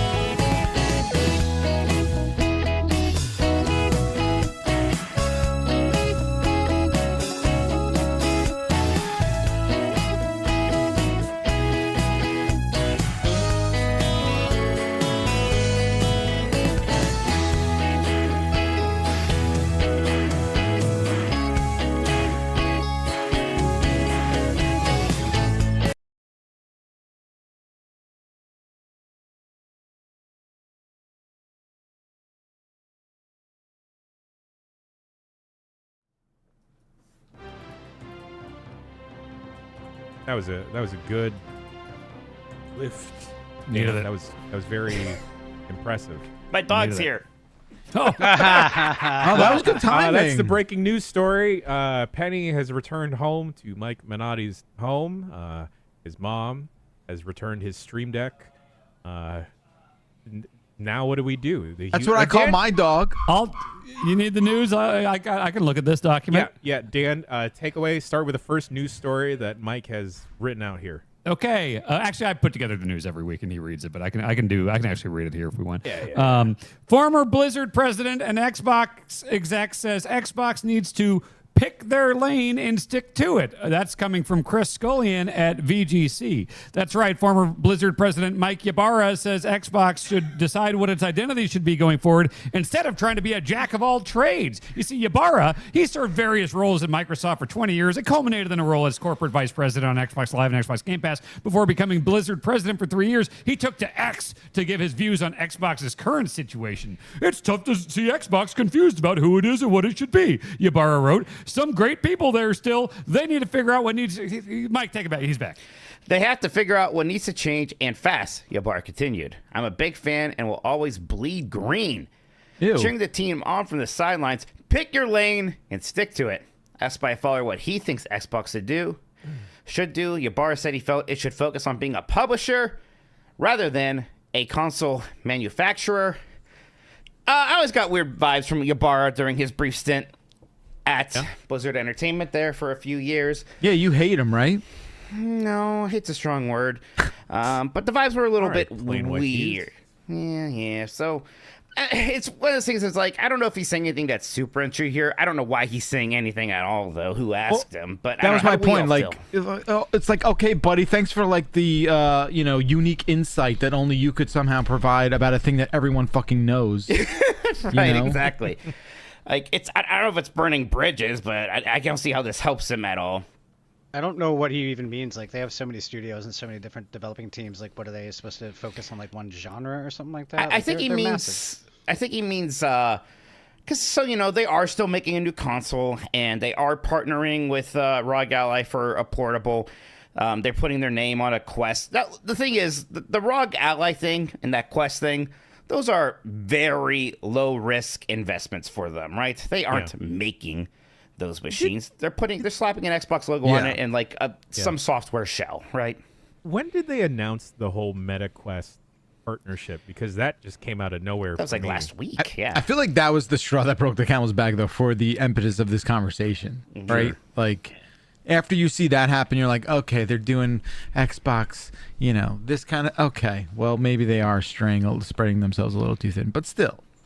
I mean, I think go ahead. Those Roy. layoffs happened today? Like, I thought today was going to be like a huge round of layoffs. There are supposed to be a ton of layoffs at Microsoft, and we are expecting them to impact Xbox this time around. I haven't seen anything about those happening yet. So It looked like Blue Sky today. Maybe there's a bunch of, or LinkedIn. God only knows. LinkedIn, whenever anything happens for me, is always like, oh shit. Right, LinkedIn's a godless place, Matt. What are you talking It's about? not fun. I believe the people are saying Turn 10. It's looking like they might be shut down. That's who does the Forza Motorsport games, not Horizon. What? But Forza Motorsport. Seems like coworker who worked there, Brian Meckberg. I don't know if he's still there or not. I think he moved on. But yeah, I mean, I think clearly the publishing stuff is going to be important for Xbox. They're not abandoning the consoles yet. None of us really know what that next console is going to look like. We're hearing some things about that. Let's see what that is and how really invested in it they are. Maybe it's the last Xbox. I don't know, but they're definitely going to be making money by selling Call of Duty and Halo and Gears of War on every console, including PlayStation. All right, Nintendo announces Switch 1 price increases in Canada amid U.S. trade tension. This is from Andy Robinson at VGC. And again, this is concerning Switch 1 stuff, not Switch 2. Nintendo has confirmed it will raise prices for many of its products and services in Canada due to market conditions. Affected products include the Nintendo Switch OLED model, the normal Switch, Switch Lite, physical and digital Switch games, and Switch accessories. Other Nintendo products, including Amiibo and Switch Online memberships, will also see price increases. Nintendo said the Switch 2, along with its accessories and software, remain at their current price points. New pricing information will be shared on the Nintendo Canada website on August 1st. Gosh, the Switch One, raising prices for that thing at a time where it's wild, because normally the old stuff gets cheaper when the new thing comes out. That's usually how it works. Yeah. Yeah. Is this partly Nintendo just wanting to increase bang for their buck of like, hey, we want to clear all these Switch ones? It's because of the weird trade tension. Yeah. Okay. Yeah, it's Hey, really real does quick- come down to that. Real quick tangent away from video games. Yeah, get political. No, I've been radicalized. These motherfuckers are increasing the cost and lowering the quality of my fucking coffee. I've Wow. heard. Everybody's complaining about Dutch Brothers, and I hate coffee, but I've been hearing a lot of this going Wait. around. Like, What's happening, Jan? What's happening on the ground there? Well, the beans are stuck on the boats, Bacalar. So the Right. freshness is like overall quality. It's just sitting there. They're getting stale. Not whenever I do the bloom of any bag of coffee, and I circulate around a bunch of different local roasters. Scout, I know I'm getting worked up. It's okay. Daddy's okay. But like, it's okay. Any of these local roasteries, like I'm talking to the homies, and they're like, yeah, man, like this bag of green beans, like it's just been sitting here, but we got to roast anyway because we got orders to fulfill. Wow. It's fudged up. Fuck you. The tariffs and, Trump, obviously. Yeah. Bitch ass. Yeah, you dumb bitch. Anyway, Yeah. sorry, Mike. Go ahead. Oh, good. Next up here, Donkey Kong Bonanza developer finally confirmed by Nintendo, sparking questions over when Switch 2's 3D Mario will arrive. This is by Tom Phillips at IGN. Nintendo has finally confirmed the development team behind Donkey Kong Bonanza, and as many fans had suspected, the upcoming Switch 2 blockbuster is being made by the team who previously worked on Super Mario Odyssey. What? In a presentation affected by IGN ahead of a new Donkey Kong Bonanza hands-on preview, Nintendo said that the same staff who worked on Odyssey also developed this new DK title. The confirmation comes after Nintendo previously held off from stating which of its teams were behind the game, even after Bonanza was playable publicly at the Switch 2's global launch tour. I'm not surprised, but there were some holdouts there who were still somewhat skeptical that this could possibly be, or that this team had to be just straight up split off, and it was a new team with maybe some veterans from that Odyssey team. But no, this is the next game from the people who made Super Mario Odyssey. It's not surprising. Are any of you worried now about what this means for when we're going to get that 3D Mario game? No, I mean, there's no way they've just been, it's been on the back burner. Oh, we'll get to that after Donkey Kong. Like, I'm sure it's well on the way, and I'm sure it's going to be great. I don't know how they operate with their teams or whatever, but they're not going to let Mario be like some B team product, No. No, but the timing is pretty. Wait another year or two. That's fine.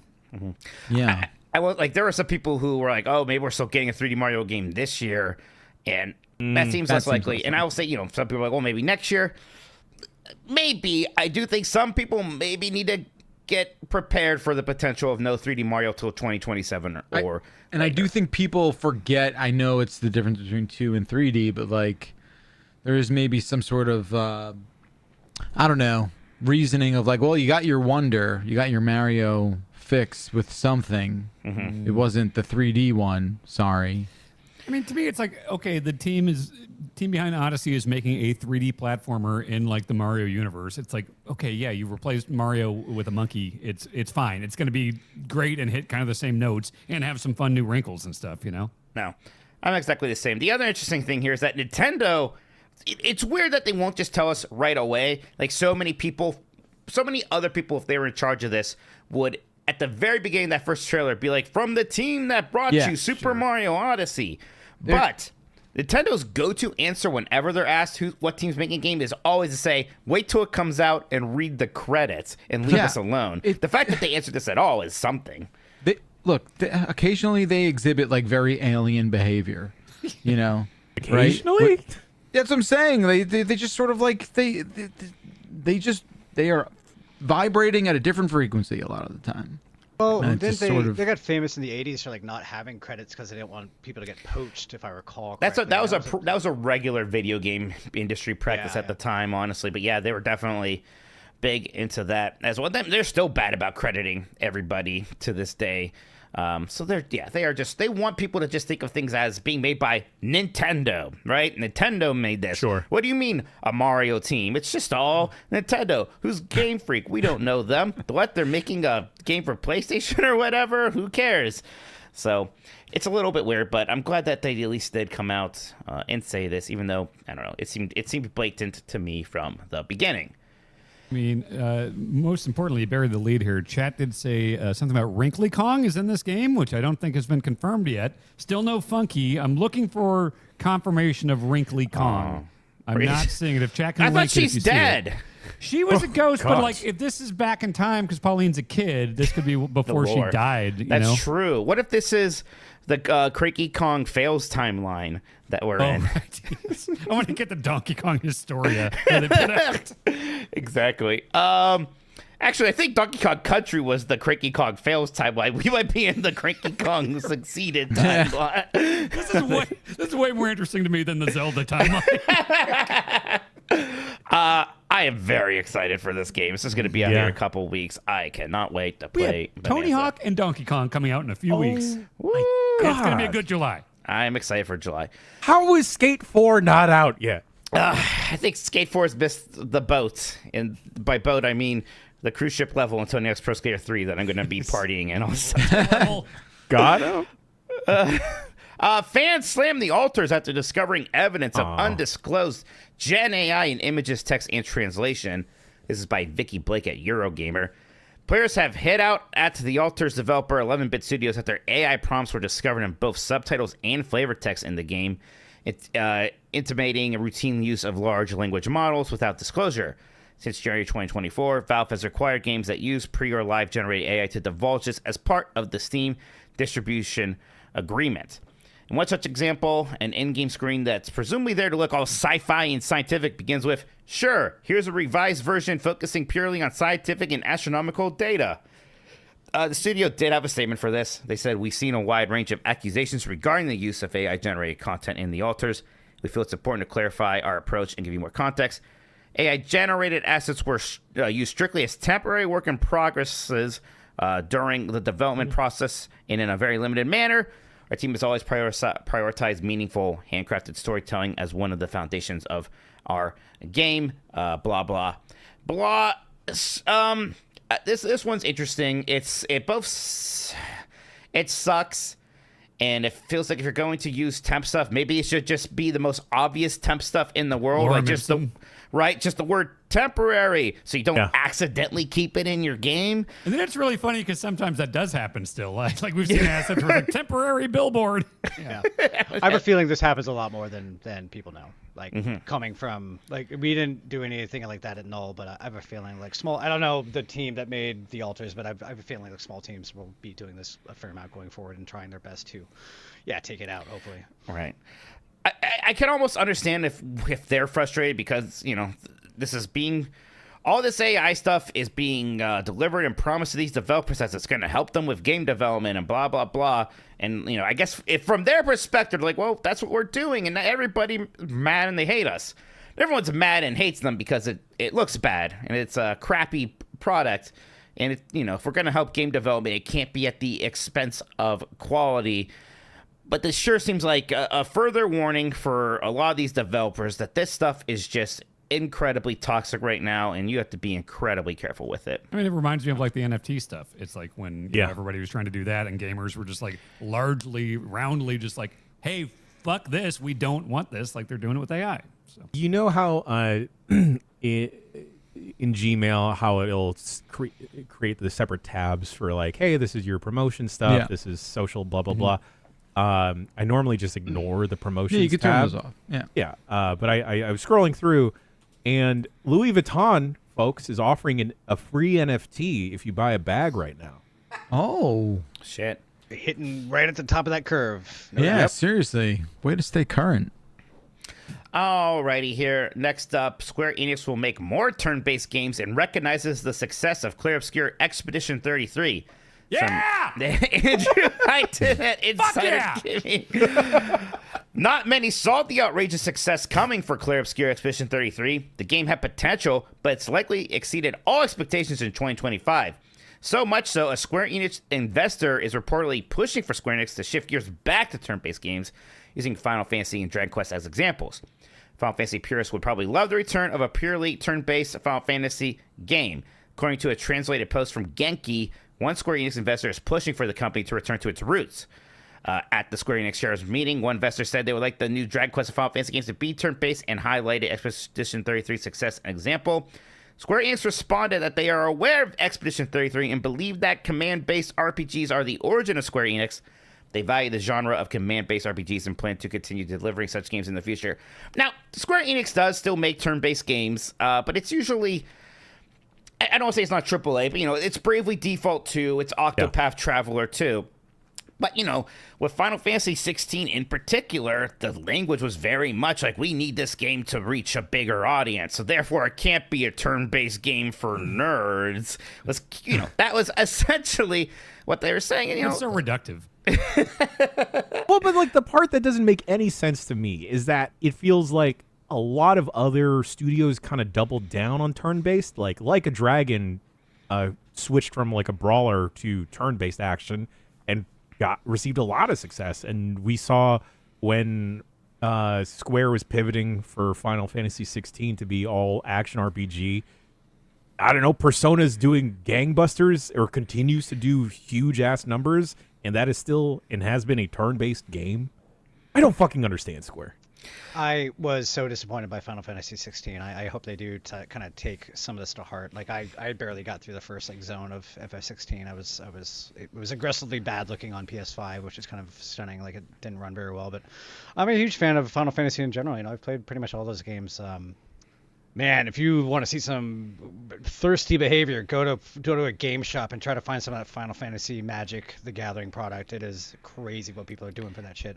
So Final Fantasy has no problem being a platform, or it still has a huge amount of people very interested in what they're doing. But I think 16 especially, and 15 too, wasn't I think they've been misfiring on their main series. So maybe take a few years off, make a smaller one, make something like Final Fantasy 10. I'd love to see Final Fantasy 10-3. How about that? Go back to the well. Let's do it. Even with Dragon Quest, they haven't said much about Dragon Quest 12 since announcing it a few years ago, but they were kind of priming us to get ready for gameplay changes. So I think people were even worrying that series, which had stayed turn-based even longer than Final Fantasy, was going to do a shift, and who really does want that? Yeah, I guess, when Clair Obscur was a hit, and also Metaphor, Refantasio last year, and things like, the Like a Dragon series, I was hoping that this was going to wake Square Enix up a bit. That, I get it. Some people are going to see a very normal turn-based system and maybe find that a little dull or not for them. But you can do things to make turn-based combat more exciting and feel more modern and interesting to other people. It doesn't, you don't have to directly copy what Clair Obscur was doing with parrying and things like that. But, you got creative people working there, creatively figure out a way to make your system stand out and be engaging. Also, I definitely hope the next Final Fantasy goes back to that system a bit and isn't just another weird genre diversion. You have to imagine 17 is pretty well in development, or at least pre-development. I'm curious what they can do now to pivot, but yeah, card-based battler. Just write it down. Let's go. Somebody's gonna send that note over. Yeah, Phantasy Star Online episode 3 too. Next up here, Bandai Namco Summer Showcase airs this week. This is from Marcus Stewart at Game Informer. Welcome back, Game Informer. Bandai Namco is holding a summer showcase this week on Wednesday, July 2nd. The digital event will feature new information on upcoming games as well as a couple of exclusive reveals. The showcase begins at 12 p.m. Pacific, 3 p.m. Eastern. In terms of new announcements, a trailer teases the reveal of a new My Hero Academia game and an exclusive trailer reveal for Toa and the Guardians of the Sacred Tree. The showcase will feature a gameplay deep dive for Digimon Story Time Stranger. I believe they're also going to be talking about Code Vein 2, Shadow Labyrinth, that Pac-Man Metroidvania thing, some other stuff there. But yeah, they have a lot of games coming. I wouldn't expect too much. Again, the new announcements is probably going to be anime game related. I'm sad to say I don't think this is where I'm going to get my Ridge Racer revival. No. But, Bandai Namco, they've been doing pretty good lately, I would say. They have found a good niche for themselves, but they still are able to explore around that a bit. And obviously, sometimes they get to publish insane bangers like an Elden Ring, and that does pretty well for them, I imagine. But yeah, something maybe July. Oh gosh, that's tomorrow. Are we gonna do a watch at 12 p.m.? Are we gonna do a watch over for that? We might be delight clubbing. We might be delight clubbing, and again, I'm not expecting too much. I'm expecting something kind of like that Capcom presentation that happened last week, right? Nothing crazy. Arc-tempered Bandai Namco Summer Showcase. WWE 2K25 is coming to Switch 2 later this month. Chris Golian at VGC, the Switch 2 version of WWE 2K25 is coming later this month. The game will be released on Switch 2 on July 23rd and will come in 3 direct editions, similar to those on PlayStation and Xbox formats. I mean, these games do come to Switch, but they usually kind of look pretty rough. I imagine this time around they might get a pretty decent boost by having a prettier version on there. Dan, are you going to go back to the island on your Switch 2? I don't think I went back to the island after that quick look or that stream that we did. The base game is pretty good now, but those modes are not great. I hate to say it, I'm kind of at a low point in terms of wrestling interest right now. Yeah. I thought I'd say that. But. I am thank too. God. Is it because of the Cena stuff? I've been hearing nothing about. I mean, the WrestleMania was weak. The Cena arc has not been that interesting. Honestly, AEW's kind of doing, and there's actually a lot of things that are rubbing me the wrong way about WWE this year in particular. AEW, it's getting some momentum again. So if I'm going to pick between the two right now, I'm shifting. watching more AEW. It's healthy for the community for sure. Mm-hmm.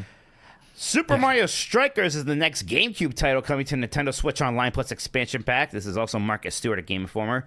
Super Mario Strikers originally launched on the GameCube in 2005. That makes it its 20th anniversary this year. It's an extreme soccer game starring the cast of the Mushroom Kingdom. NSO Plus expansion pack subscribers can play Mario Strikers when it arrives on July 3rd. It joins the already available Wind Waker, Soul Calibur 2, and F-Zero GX. I think that this is one a lot of people are going to be excited about. Definitely one of the more popular multiplayer offerings on the GameCube. I've enjoyed the GameCube emulation, even though it does have some problems, input lag. The one that really bothers me is the analog sensitivity, especially in Wind Waker. For some reason, that one got me there. But maybe some of that stuff is going to be tuned a little bit. Maybe we'll get an update to the whole service when this releases. But yeah, any of you going to play some Super Mario Strikers on your Switch 2s? I might. I never really played too much of it back in the day. I don't know if it's just because I wasn't a big soccer guy, but like I'm open to it. What's the max amount of players you can do? I think just 4. 3 per team. 3 or 4 per imagine. team. Okay, well, maybe we should play soccer again against Min-Max. Strikers is fantastic to me. I think that game is really, really good. It's one of my favorite GameCube games. Just really tightly played and great power-ups and everything like that. So I'm not going to buy a Switch 2 for this, but I would definitely play more of that. It's a great game. I think it's interesting, like when they launch like GameCube games, like this is just like one game they're launching, and I feel like in the past, like NES or Super Nintendo, it's like here's 20 fucking games. And it's just like, all right. At this point, it's like I've heard of or played maybe half of these, but now with like the GameCube ones, each drop I think feels like kind of like okay, now that's here. It feels like more recent and a bigger deal. I'm excited about more GameCube stuff. Yeah, and there's still some stuff coming that they have already talked about. Like they announced like these games are coming, and this is one of them. Like Fire Emblem, Chibi Robo. I'm finally gonna play Chibi Robo. Chibi Robo. I think even Mario Sunshine was there. So there is more coming. I hope it's not a one a month drop, right? I hope we get something else this month for GameCube NSO. I hope they do not add Cubivore on there. I cannot afford to have the price of my Cubivore go down. That's a big investment on my front. That would be a big deal for you. I'm sorry. Yeah, it'd hope be a that bad doesn't day. happen. Bad day for Mikey. Misdev Cyan Worlds lays off more staff. This is from Rachel Kaiser at GamesBeat. Cyan Worlds, the acclaimed studio behind adventure games Myst and Riven, revealed today that it has laid off more staff in the second round of job losses in 2025. It didn't disclose exactly how many staff had been laid off, but updated a contact sheet to reflect those of its staff who were still in need of work.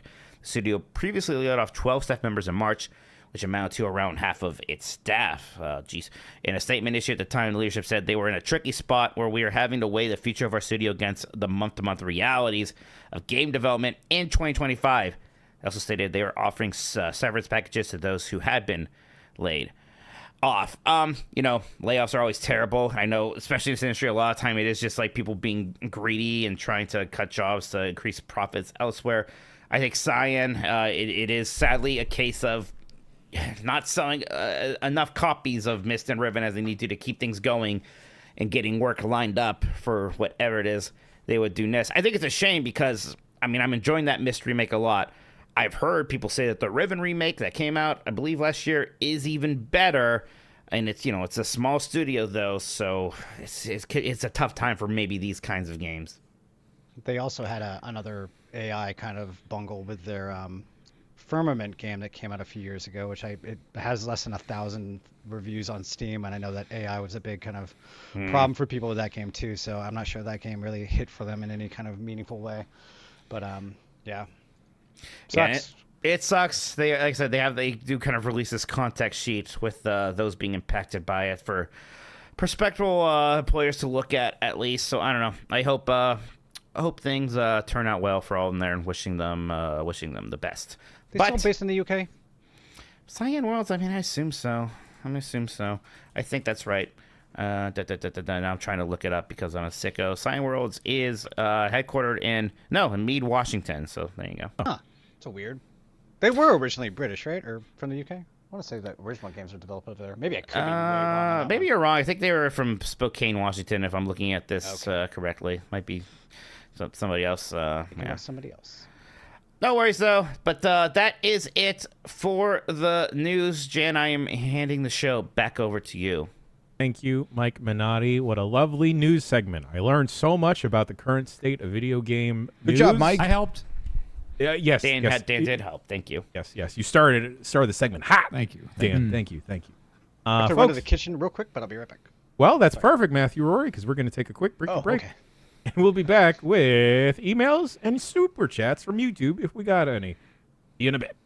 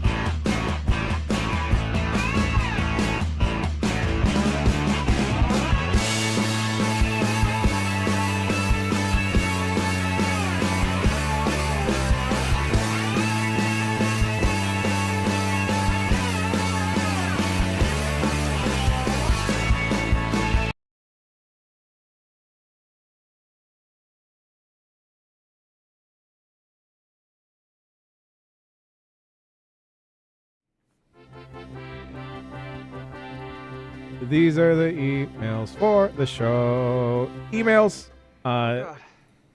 Roy, you can put it down. It's okay. This is the heaviest thing I've lifted in like a year or two. God, that I appreciate the craftsmanship that went into making that sign. For audio listeners, Matthew was holding up the wooden metal sign that was displayed on the Bombcast table. God, that thing is... You could kill someone with that. Probably just work out with that and have that be my upper body workout that I'm desperately behind on. Just do some squats or some like kettlebell That was a chunky swings. boy. Yeah. It's big. It's heavy. Bombcast@giantbomb.com is email address to send your emails to. Write in about any and everything. You got a quiz, you got some trivia, you got some questions about whatever. Please send an email into the show, bombcast@giantbomb.com. Wait, what is this? Exclusive Cody Rhodes to portray Guile in the Street Fighter movie? Man, that's not bad. Is that real? Wait, so Roman is Akuma and Cody is Guile? They're going to fight in the movie, aren't they? Oh, they're going to... And Jason Momoa is there as well. Oh, my goodness. I can't wait to see him with that haircut. Okay, how I pissed... saw Cody in the trailer for Naked Gun. Oh. Oh, really? Cool. I didn't I'm realize he hopeful was for in that movie. Wow. That source website isn't trustworthy. Okay. All right. Thank you, Michael O'Leary. We will keep our eyes peeled for any new movies updates with Street Fighter. God, 50 Cent is going to be in that movie? What the hell is going on? Yeah, it's Balrog, I believe. Who's directing that? No, the guy from Late Night with the Devil is Bison. What? Yeah. Wait, David Damashkin? Yeah. I saw somebody. I saw someone post that today. I don't know if that's confirmed. I could kind of see that. Yeah, I could see it. Okay. Murderbot's really good too. He's really good on that. We need to catch up on Murderbot. It's a really good show. They should fire 50 Cent because 50 Cent is like trash and just make Samoa Joe Balrog. Make Samoa Joe any character. Put some mojo in everything. Yes, please. Yeah. God, what a cool guy. Anyway, He knows about Mike's Bombcast. balls. What? Bombcast@giantbomb.com is the email address. First email comes from Aaron in Phoenix. Howdy, Bomb Pokes. Cowboy emoji. I found out Jan and I share a birthday, October 11. When I found out, I immediately thought, hey, I'm probably good at video production kung fu like he is. Just because we share the same birthday, I have no skills in AV whatsoever and have never tried. We do share the same birthday as wrestler Rikishi, but also the wrestler Taz. Oh, the email Jones over here. In 6th grade, I found this out and started walking like he did because I thought it was cool. I still walk like him if I'm ever feeling myself to this day. Do you ever think you're just like someone for sharing something as inconsequential as a birthday? I'm a yo-yo person, so Jan, by my reasoning, you should be inherently good at yo-yo. Let me know if you ever do want to get started. Truly, Aaron from Phoenix. P.S. Shouts out to my Season City, Yadada. I'm not going to say, but this has been going on for like 5,000 years with horoscopes. Yes, people do believe that they are matched with, people like them on their birthday. So Yeah, get him, Rory. Putting that out in general. It's been going on for a long Yeah, time. I'm with you, bud. I My don't believe... birthday is Tupac, so you can start calling me the Tupac of Giant Bomb. Yeah. Yeah. Too. Yeah. I mean, We've been, myself up, yeah. too. it is with no great irony that I share a birthday with The Undertaker, but whatever. No, that kind of makes sense. I guess, what, but it's like, all right, we're, I guess, presentationally maybe a little like not anything else from what I understand. I share one with Worked Martin on Luther. podcasts with both of you. It's true. Let's see. I've got Nicki Minaj and Lauren Phillips. Well, Nicki Minaj, there's no shortage of similarities. Yeah, I mean, it's like looking into a mirror. Absolutely. Matt, do you share a birthday with a celebrity? Martin Luther, apparently. That was what... Yeah, the religion? of the 10, not the 10, the 72 things he nailed to the door of the church. So that's a good one. I was just reading about him. He got called to the Vatican to talk about his Reformation plans, and they called it the Council of Worms. And I was like, I think that's what it was, the Council of Worms, because there's a town called Council of Worms, or Worms. Yeah, so that's my fun Martin Luther trivia. He got called to the Vatican to talk about Reformation, and they called it the Council of Worms. Worms facts. like Break it wiggly out of pub worms? trivia. No, it's a town in Italy, I think, called Worms. Oh, I believe. okay. I could All be right. making that up, but I got Laurie Metcalf from Roseanne. oh, hey. Nice. Okay. Wally right. Joyner from the Royals. Yeah, okay. The Sandman. Oh, there we go. Now you're talking. Actually, You yeah. are a lot like the Sandman. The Yeah. Ultimate Warrior and the Sandman share my birthday. Wow. Okay, yeah. Minati, Rory, do you share a birthday with a wrestler from what you can discern? Let's. I got Scotty, what's Warren yours? G here. Warren G. Yeah. Oh, yeah. Well, yeah, that's, yeah. Oh, we got a rap group right here. I don't know if I have a wrestler. There's got to be some wrestlers born on December 8th, but I don't see it. Sammy Davis Jr., maybe Jim Morrison. So there you go. Okay. That's pretty sick. All right. Next email comes from Matt in the UK. Hi, Bomb Crew. I was just on a long drive for work, and I passed a billboard that was half concealed by a fallen tree. The only part of the billboard that was visible just had the words, "Next generation of cheese."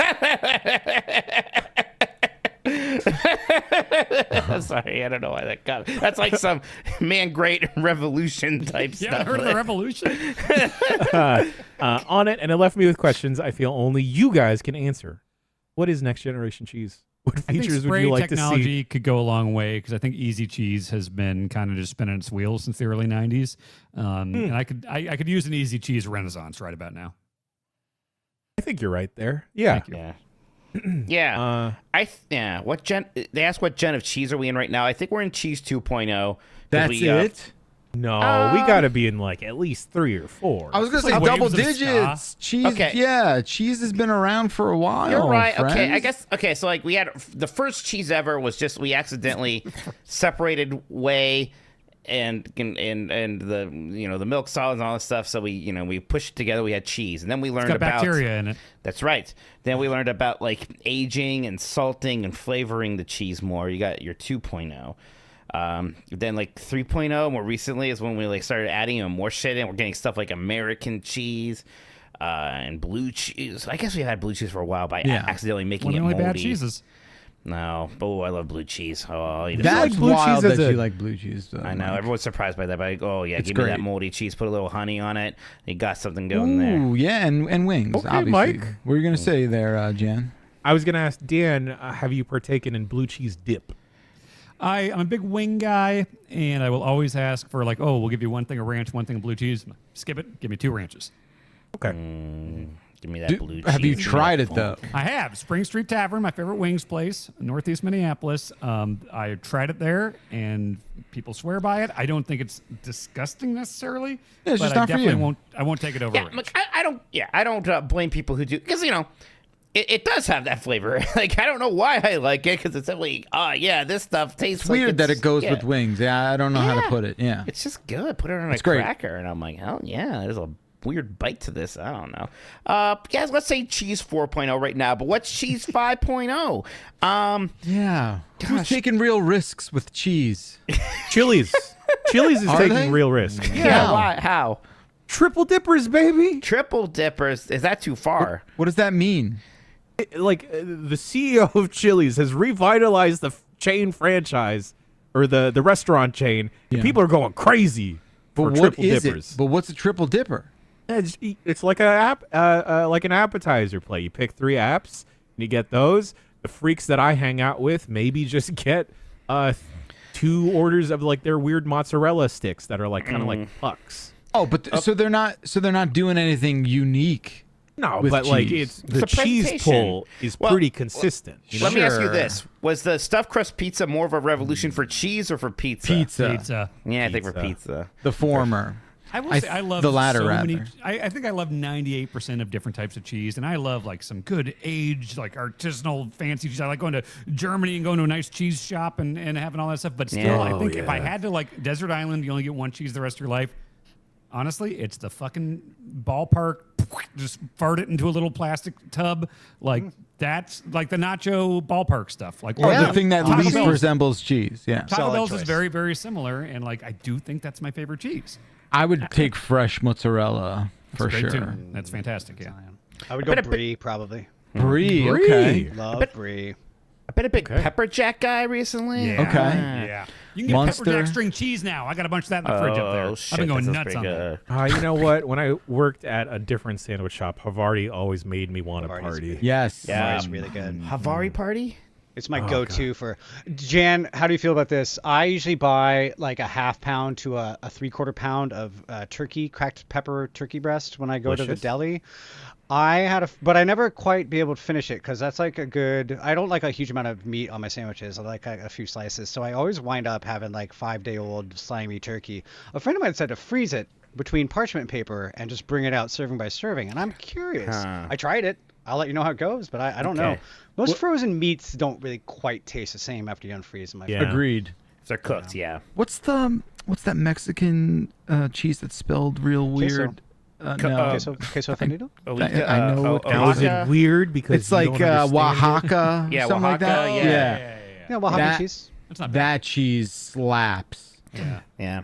I was actually I went to the Mexico restaurant in Epcot on Sunday. I don't like that it's called the Mexico restaurant. It's not called that. It's called the Sun on Hell Inn. That's just called it's in their Mexico food. It's in the Mexico Pavilion. It does one of my favorite things, which is you're inside a building, but it pretends like you're outside at night. But Like the Star Wars section. Oh yeah, they do that Yeah. in is it right, I've been to that one. And it's like in the pyramid thing. Yeah, there's a restaurant there. Yeah.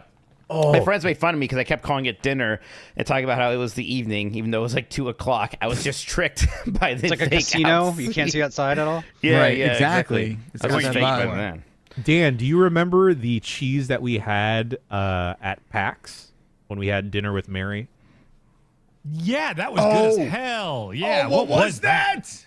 Halloumi cheese. Oh, So it's yeah, like the a- grilling like cheese. The grilling Fried cheese. Yeah. I just bought with some of the this. honey on it. No, it wasn't Holy. fried. It was grilled. grilled, right? yeah. Yeah. Oh, How do they put- make that? What is it made out of? How What does do it they grill do? without falling Milk. apart? It's What like was it? it's like eating a pencil eraser. Yeah, but like better more. because but like it didn't. a good tasting pencil eraser. Did a lot lot of that in high school, you know.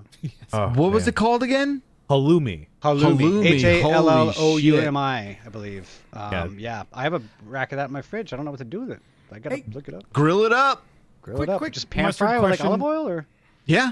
I have a mustard question. Sure. I'm going to eat a turkey sandwich right after this podcast is done. Me and- too. Mustard. Awesome. And I'm in a mustard phase right now, or arc, as some say. I also usually, before the mustard arc began, I have this Taco Bell branded avocado ranch sauce that's really good to put on like a turkey sandwich. Can avocado ranch and mustard coexist, or should Yeah, they be? put avocado ranch rules. on the one bread and put some mustard on the other bread. I bet that'll taste good. Okay, nothing weird about I that. don't think it's weird. Give really it a shot. See what you think. Expand When your I- when I- horizons, man. Little. Yeah, expand your stuff. Go to TJ's and get some garlic aioli. Yo, I that, had that. Rory. That's good Shit stuff. is good. It's Man. very mayonnaise-like. People, It is. people have bounced off TJ's. I feel like in the last half decade or so, saying it's all like mid and whatever, and they're not It's really so innovating. It's Like, super I- cheap, but there are diamonds in the rough that are still out there, folks. yeah. You got to know where to look. Some new things have come out in the last 3 years or so. We're gonna do a rating of all the TJ's snacks. What's on the what's site soon. TJ's? Trader Trader Joe's. Joe's. Oh, see, I don't got one of those. I have what's the German thing that they did, that company Aldi's. owns? Aldi. I have an Aldi's. Aldi's what? Nuts. I had my first BLT last weekend. Wow. Oh, What? branching out there. How did you like it? It was good, and so I was ordering because Bonk and I had a little picnic by the lake, and I said, let's get some Potbelly. That's a chain that's actually a really good sandwich chain, and they had a BLTA, and so it's a BLT plus avocado. Arugula. And I avocado. ordered it, and she's like, "Oh, you got to get mayonnaise on that. That's that's a critical part of the BLT." And I did not know that. This being my first, and this being Dan 3.0, I said, "Yep, put that mayo right on there," and I did. And it was delicious. So it was a twofer at once. My first BLT Wow. and my no, so proud. not the first time I've had mayonnaise. I've had aioli. It's the same thing. We're so It can't be. proud. It was really your first BLT. Yes, absolutely. Dan, So- you just unlocked a memory of this regular. This was before the Daily Gang. I worked at a different sandwich place that also sold a BLTA, but there was this one guy that insisted on calling it the Blat, I like that. I am Hercules Mulligan. and he would dap me up every time. He was like, "What's up, Jan?" he dapped me up and goes like, "Let me get one of them bats." I like that. Well, It was great. there's a restaurant near us that does a bat, which is bacon arugula tomato. that sounds And I good. find that okay. The problem is some BLTs, and I hate to say this sounds sacrilegious. Sometimes they put way too much fucking bacon on there. Like it's hard to even get through. Oh, that's the only thing I'm interested in that Yeah, sandwich. I hear what you're saying, Rory, but like mouth is bacon. drying out while eating a sandwich.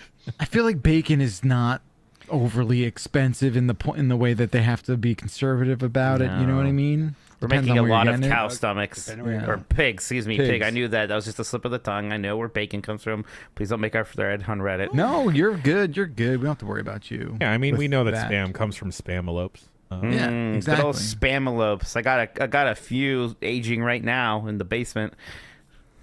Weird. Okay, cool. Yeah. Okay, took the bit too far. Mark from Glasgow writes in, "Hello, Giant Bomb. Tenchu has come up in conversation a few times in recent months, and given the extremely high profile of ninjas this year, I felt the need to express a passionate opinion of mine. The Tenchu franchise has been ripe for a reboot for a long time, given the conspicuous lull in the more traditional format of stealth games for a decade plus. With ninjas being quite popular, so in vogue, it feels like there's never been a better time than now to reboot a candidate for best stealth franchise of all time. Furthermore, the Tenchu IP is currently owned by From Software, with people responsible for making Sekiro, the game with a dude swinging from a grappling hook on the cover. Owning the franchise, I personally feel it is nothing short of rude that we have heard nothing Tenchu related for so long. The mechanics of Sekiro applied to a more stealth-focused game would be absolutely fantastic, and I feel like it's a total no-brainer to make that lateral transition. I'd love to hear your thoughts on the subject. Keep up the good work. Mark from Glasgow in Melbourne." Oh, you never say never, but it just feels like if it didn't happen now, especially, it's difficult because From Software, yeah, they own Tenchu. They also have this thing called Sekiro. Yeah. Yeah. Boy, It was a is, huge success. Yeah. boy, is that good. And it's like, if they're going to make a game like that again, like, why wouldn't it be Sekiro branded and not instead of Tenchu branded? I don't know. I agree. Yeah. I'm curious about that. Well, The allegation of it being the most popular. What does it say? The best stealth franchise of all time. Okay, not the Oh, most come on popular. now. I mean, it came I out don't the know. same year as Metal Gear Solid, so Yeah. I There's don't like know. Thief 2 that people love. Yeah. Well, Tenchu Thief, does yeah. not have the kind of cultural cachet that I think this person might be. Well, I could be wrong. I don't know. I'm sure there's Tenchu lovers out there. what would you say? I would say Splinter Cell probably Splinter has Cell more. tops for Tenchu pure for sure. stuff. Yeah. Yeah. Fucking Sly Cooper does. I think you might be right, Dan. I think there may be more Sly Cooper heads out there than Tenchu people. Yes, definitely. Yeah. Yes. God, I love Sly Cooper. Honored. Yeah, Yeah, there's look, a lot of Tenchu's cool. Tenchu was a cool game. Yeah, but I don't it's want to not- undersell Tenchu, and I would like to see it come back. I would be surprised. They had a play based on Tenchu. A Tenchu in play? 2014. What? Stage play adaptation. Tenchu Butai. Wow. I feel like Games there's can more. say that. I feel like with ninjas, the interest is kind of shifted away from the stealth aspect. Like even in like Assassin's Creed Shadows, like Oh, you don't yeah. have to do. I prefer it Things- that way. Like, Yeah. like Yeah. Ninja Gaiden 2004. It's like, yeah, there's no Oh. stealth involved there. You're just doing cool shit. Like, that's the better ninja stuff, I think. Yeah, Through, I mean, we should do a Mount. I know we don't do BCR anymore, but we should find a way to do an ep on a slow week to do like Mount Rushmore of ninjas. oh, it's a big Breeze way year up for there. me. I mean, I think that new Ninja Gaiden and the new Shinobi are coming out the same month or something like that. Oh, Yeah. Ragebound Batman count? and Batman, I think that's Trained by cultural ninjas, I believe. appropriation. Yeah. I don't think he's a real ninja. for as much as I love Naruto, I don't think Naruto's making the Mount Rushmore. Gray Fox. Yeah, Batman's a scientist. Okay, gang, moving along. We did get. I do want to check in. Did anyone do their homework and listen to the metal band they were recommended last week? Yes. I did. I forgot the name of it, but I really enjoyed it. Anything with a female lead singer that is adjacent to pop punk, I will eat it up. Sure. I also listen to a lot of other people's recommendations too. So thank you, email or whoever that was. That was very kind of you.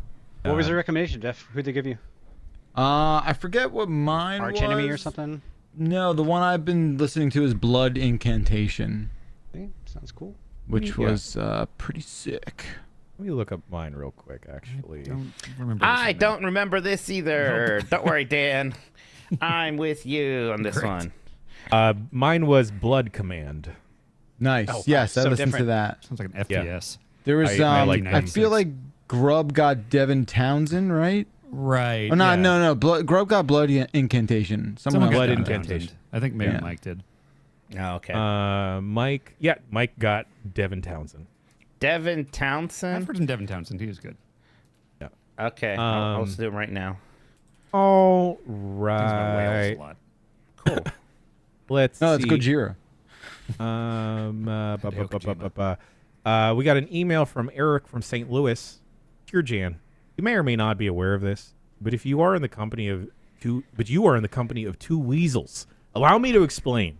A few weeks ago, before the launch of the Switch 2, one Jeffrey, the untrustworthy grub, looked straight into a camera and said that if Captain Toad's Switch 2 upgrade allowed for online co-op, he would stream it alongside Mike, the accomplice Minotti. Well, it happened with the upgrade, but nary a word from these two weasels about the stream. So, Jan, I think you just need to add it to the schedule without their approval. That'll make them show up. We must hold these villains accountable. Eric from St. Louis, sent from my iPhone. My bad. Now, okay. I want to do that. I keep meaning to play Captain Toad. It just hasn't happened. It's gotten busy, for sure. That can't be an excuse for everything. But I do want to play some Captain Toad. Maybe that can be a Mega Man some night if I can get Jeff to join me.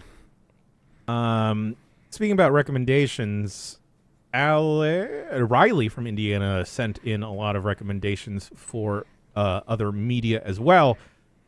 Real quick, good tidings, great bombinos. On the last episode, 896, Alex from Australia gave you a metal album to listen to for homework, and you just rolled with it.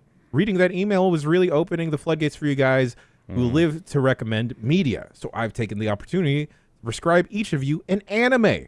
Oh, Obviously- anime dudes love recommending anime. It's our Holy favorite thing. shit. I got All right. too Only much on my 300 plate. episodes. What are you? Why I are you know, not it's watching insane. it now? More than any other form of media, anime guys will let you know what you need to watch. All right, I'm going to try and speed through these. Grubb, despite appearances, Jeffrey Michael Grubb is a bit of an enigma, a tastemaker. He is known to enjoy some Dragon Ball, but he doesn't give the impression of a guy who spends a lot of time with anime these days. To you, I recommend Ping Pong, the animation. It's got sports, it's got music, it's got an endearing old lady, it's got an unconventional art style atypical for anime. These 11 episodes are my gift to you. Okay, 11 episodes could do. Mike. He's the Disney guy. He's the Mega Man guy. He likes light things and doesn't like dark things or being alone in them. I get the feeling he's dabbled in anime, but not dug deep. It is with that in mind that I recommend Keep Your Hands Off Aizoken, following a group of young folks who just want to make anime. It's equal parts funny and inspirational. It has some fascinating inside baseball. It's a real gem. Okay. Keep your Backlar. hands off of Izokin, everyone. He's mine. Backlar. There are those who call him the coworker, and there are others who call him the king of anime. He has a whole show about it, though you might not know since it's been a month since the last episode. I'm not counting. You are. Oh, To new one this week. New one this week. You, I recommend Vinland Saga. It's got spirit, it's got metal, it's got deep character study to real things to say about humanity's proclivity towards violence and revenge and the challenges of pacifism in a violent world. This, Whoa. my friend, is for you. Thank you. A lot of animes have metal, bud. Okay, just putting that out there. But I will check this out. All right. Jan, you know this. You know, this one was actually the hardest for me. Honestly, it was downright stressful. Jan is a worldly man. Thank you. He has tasted all coffee, smoked all cigarettes, and sipped all the buzzballs. As the youngest of the group, I get the feeling you've seen the most anime. And it's hard to figure out what would taste fresh to a developed tongue. To you, I recommend Mob Psycho 100. It's funny, sad, introspective, uplifting, and just all-around tasty stuff. You may have already seen this. If not, smoke it up. I have. It's great. These are like two mixed metaphors here. Like he's going for a sommelier thing first, and then smoke it up. Like, is he a bud tender for anime? I don't get the. A bud tender.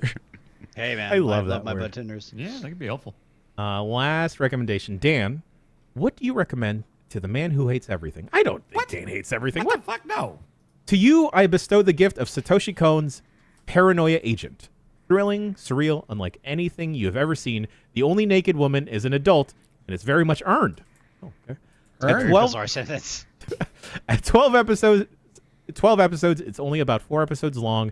This is a show 4 for hours. adults. If you watch, 4 hours long. This is a show for adults. If you watch it, you can talk to Kojima about it and look cool. With the deepest sincerity imaginable, Riley from Indiana. Thanks, Riley. Okay. Thanks, Riley. A very long, detailed email. That's a really good one, Riley. Thank you for that. Last email of the show. This comes from, I'm going to say, Mikko from Finland.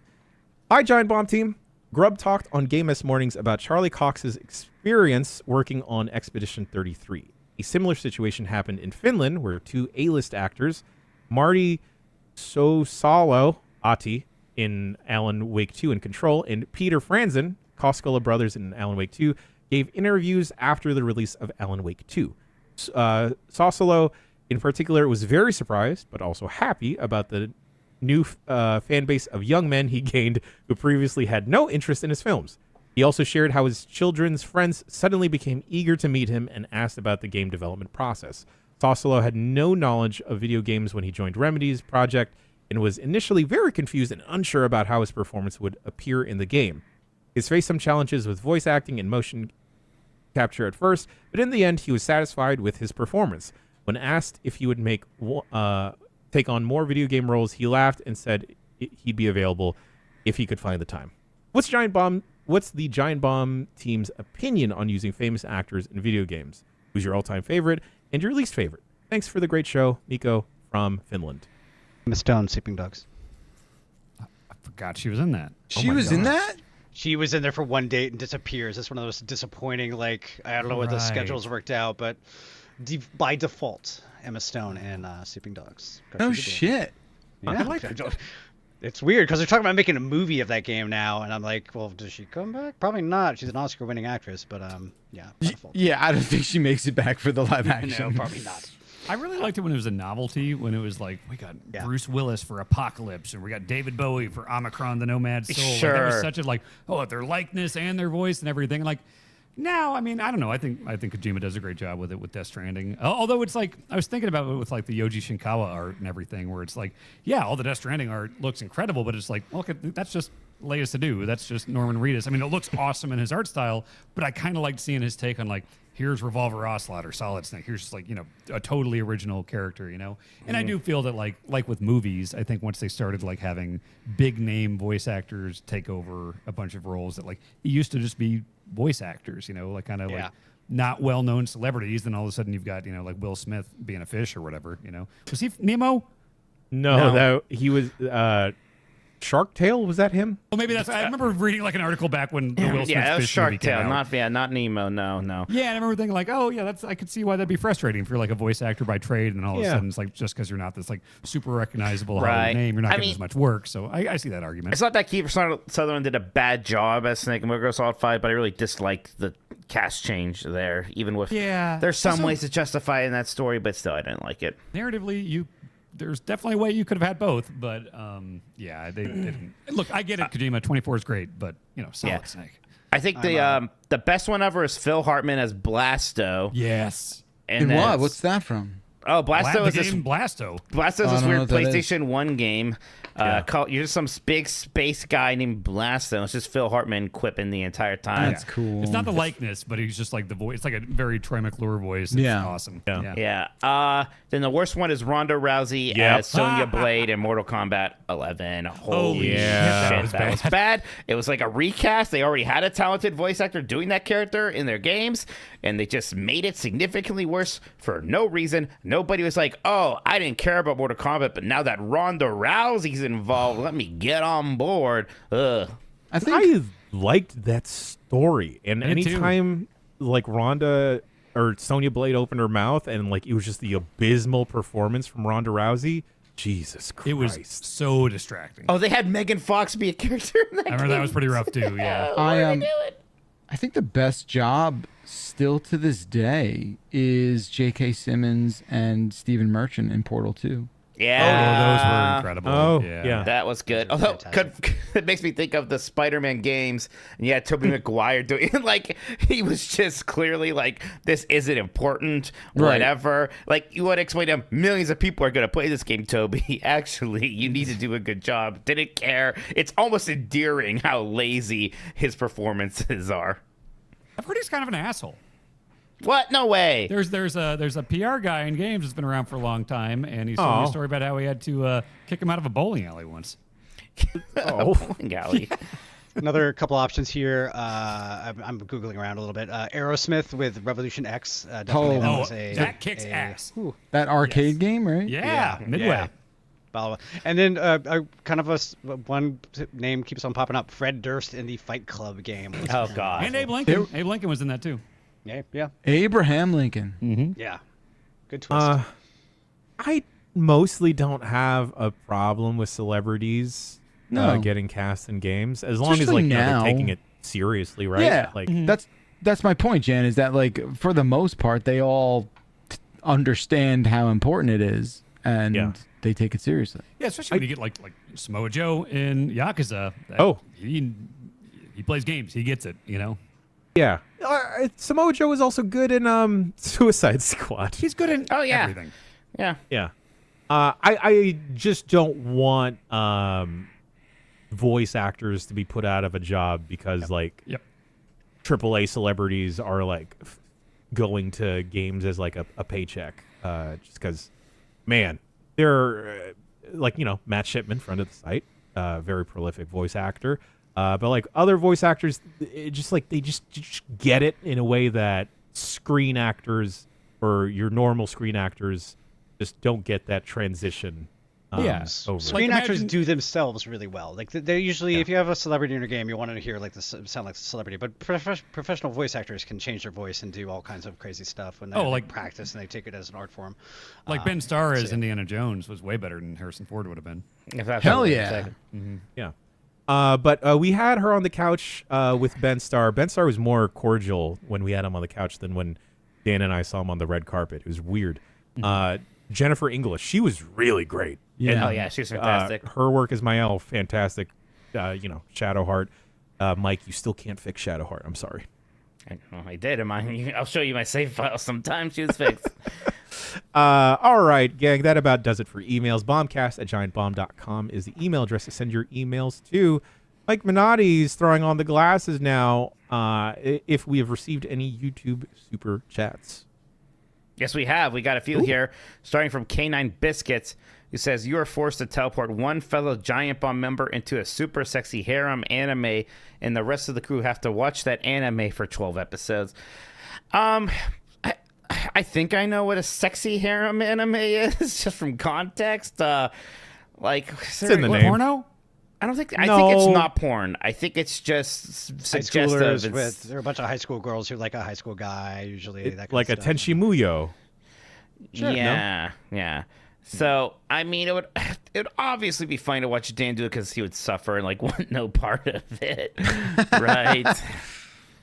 I transport you, Mike. Oh yeah. Wow. Yeah, just because I want to see the hijinks and I want to see you turn comically red. Like, okay, it's just a lot of blushing the anime. Okay. And then like nosebleeds. Oh right, yeah, just bleeding everywhere. My thing is I'm gonna bleed out of all of the orifices when I get turned on. Oh, Yeah. Jesus Christ. I don't want to see the end of this harem again. This is anime. There we go. That's my bit. Last Geek says, when is Jan going to get on Cameo? My birthday's coming up, and I want him to tell me he's proud of me. I thought about this the other day, and I'm like, there's absolutely zero people that would ever want a cameo from me. No, you should get a Cameo. No, I don't take my referral link. No, I'll give him one. You already referred me. The trade has to move on. Jan's the next little buggy behind me. Refer a friend. All right. Okay. Yeah, I guess I'll join Cameo. I don't know. Yeah. Symbiosis says, Dan, would a Hyrule Hustle style game show work in Death Stranding? Also, shout out to the big dog, Matthew Rory. Could. Yeah, I think, again, like Zelda, as far as open world games, Zelda has the most, options for a lot of things. But Death Stranding's got a lot of fucking weird items and stuff and a lot of weird interactions you could do. There could be something there. Dan, do you think you'd have to be at like end game to do That's Hyrule the Hustle? tough part is like most of the wackier stuff is kind of like as you go further. Like you're not getting the coffin board in the first 10 hours, No. Yeah. Yeah. Last one here is from Arnold Divakaran. Sorry if I horribly mispronounced that. Shout out to Matt for mentioning Brian Eckberg. Remember him being GameSpot's go-to editor for reviewing all of EA's sports games a long time ago. He was he went on to turn 10. I think he left for somewhere else. Hopefully he's safe and doing good things in the game industry. He's a good guy. He was there when I started at GameSpot in 2004. Damn. But the diaspora of those old Giant Bomb or GameSpot editors has been really fun to watch. So hope you're doing well, Brian. His exact name is Eckberg. He went by Meckberg as his social media handle, so that's where I got confused. Rory, when you said he went on to turn 10, my legitimate first thought was, how old was he when he was a He was a little baby boy. Oh, turn 10 does Forza, right? I know. Yes, Took me a yes, second, yes. though. He's a He prodigy. took it literally, turning 10 years old. Oh, okay, yeah, Yes. Yeah, no one else got that's that? funny. Okay, cool. we had some young kids at GameSpot. There was a guy named Avery who came in who was like 19 or something like that. He was a handful. How old was like Navarro? When... I was just going to say Navarro, I bet, was that. He started at like 16, yeah. He started writing really early. I was 17 when I started publishing game guides. And I had a few of those. So I can honestly say I've been in this business for almost 30 years. But given the shape of the games industry, maybe it's time to find something else. I do have an interview on Thursday, so send me good prayers and hopes and everything like that. It's a really fun opportunity for me. I'm looking forward to that. But yeah. All right, well, that's it for the super chats. So thank you so much, everybody. Appreciate that. Back to you, Jan. Thank you, everyone, for the YouTube super chats. We definitely do appreciate them and all of the support. Speaking about support, Matthew, Rory, where can people go support you on the internet? Patreon.com/Matthew Roy. Like I said, I'm pretty good on cash for now, for like to the end of the year. So it's not really going to be a lot of paid stuff. But if you want to send me a little tip jar or something like that, I'm going to put Properly Petting Puppies down to the $1 tier, I think. And then we have some like weird podcast outtakes and higher tiers. But if you just want to subscribe and read what I'm putting out, I'm going to do another long essay about my favorite author this week and do some other just kind of writing that comes to mind. And then the podcast will be every week as well. Hopefully my wife and I just need to sit down and do the second episode. But yeah, it's been really fun. Been enjoying kind of getting back into writing because when you've been unemployed for like a few months, it's just kind of like there's only so many video games you can play, which is a weird thing to say on Giant Bomb. But yeah, I'm trying to be a little more accountable about writing stuff every week and doing some more funny puppy stuff. I had holy mackerel. The first thing I'm going to do when I switch this Patreon thing down is to put up the most adorable pug I've seen in fucking years. Oh, hell yeah. Tier. So $1 will get you in. Yo, did y'all see they patched Pugs? Like the dog? Yeah, they got Oh, like right, snouts it's- again. They can fixed the breathe now. breathing Yeah. in them? Yeah, What do you mean? Kinda. Like they don't.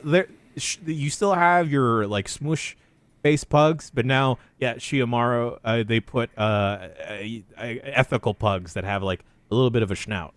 See, I would get behind gene editing to make dogs more healthy. I mean, know they there's all this basically do CRISPR that. stuff about making people smarter and everything like that, but make dogs healthier and live longer.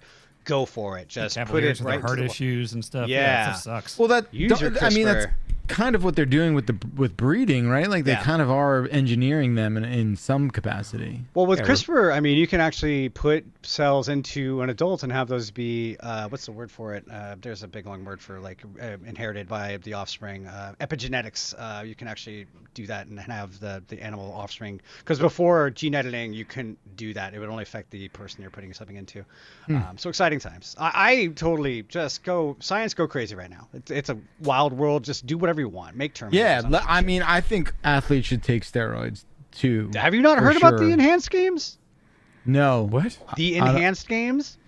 There's Oh. a dude trying to make steroid legal, the Olympics for steroid users in America, and he wants it to happen this year, and he is going forward with it. And This is Vince look it up. McMahon. Cool. The enhanced games. I No, love it how, sounds like- just like him though. I love how, like, I mean, the he already thing- did that to begin with. I mean, Yeah. I love the thing that I'm like making a joke about. You're like, oh nope, it's totally an actual 2025, man. real ass thing. you World cannot we live make in. up anything Look. too crazy. You know, if Dan's allowed to have a 3.0, a pug should be allowed to have a 2.0. So There you go. why There we not? go. There we go. Have y'all heard of Banana Ball? Yes. No. Is that's like the Harlem Globetrotters version of baseball, baseball? yeah. Oh, like the Savannah Bananas. Yeah, but man. Gosh, me and my brothers tried to get tickets for when they're coming to town, so we could take the kids, and like 5 different adults in our group were in the raffle or whatever it is, and none of us got in. It is hot. I think it is like I'm perfectly okay with it existing. You just don't like baseball. I don't like baseball, but they're trying to like make baseball interesting. So that's a noble effort. I just think there's certain things in this life like country music and I like wearing some country music. flip flops with jeans, and just there's certain things that are just never going to be for me. And I think How this shit dare is. that email say I'm the one who hates everything? And no, that's not. I dislike a great deal of things. But look, I'm again happy it exists. It's fine. It's not for me. Okay.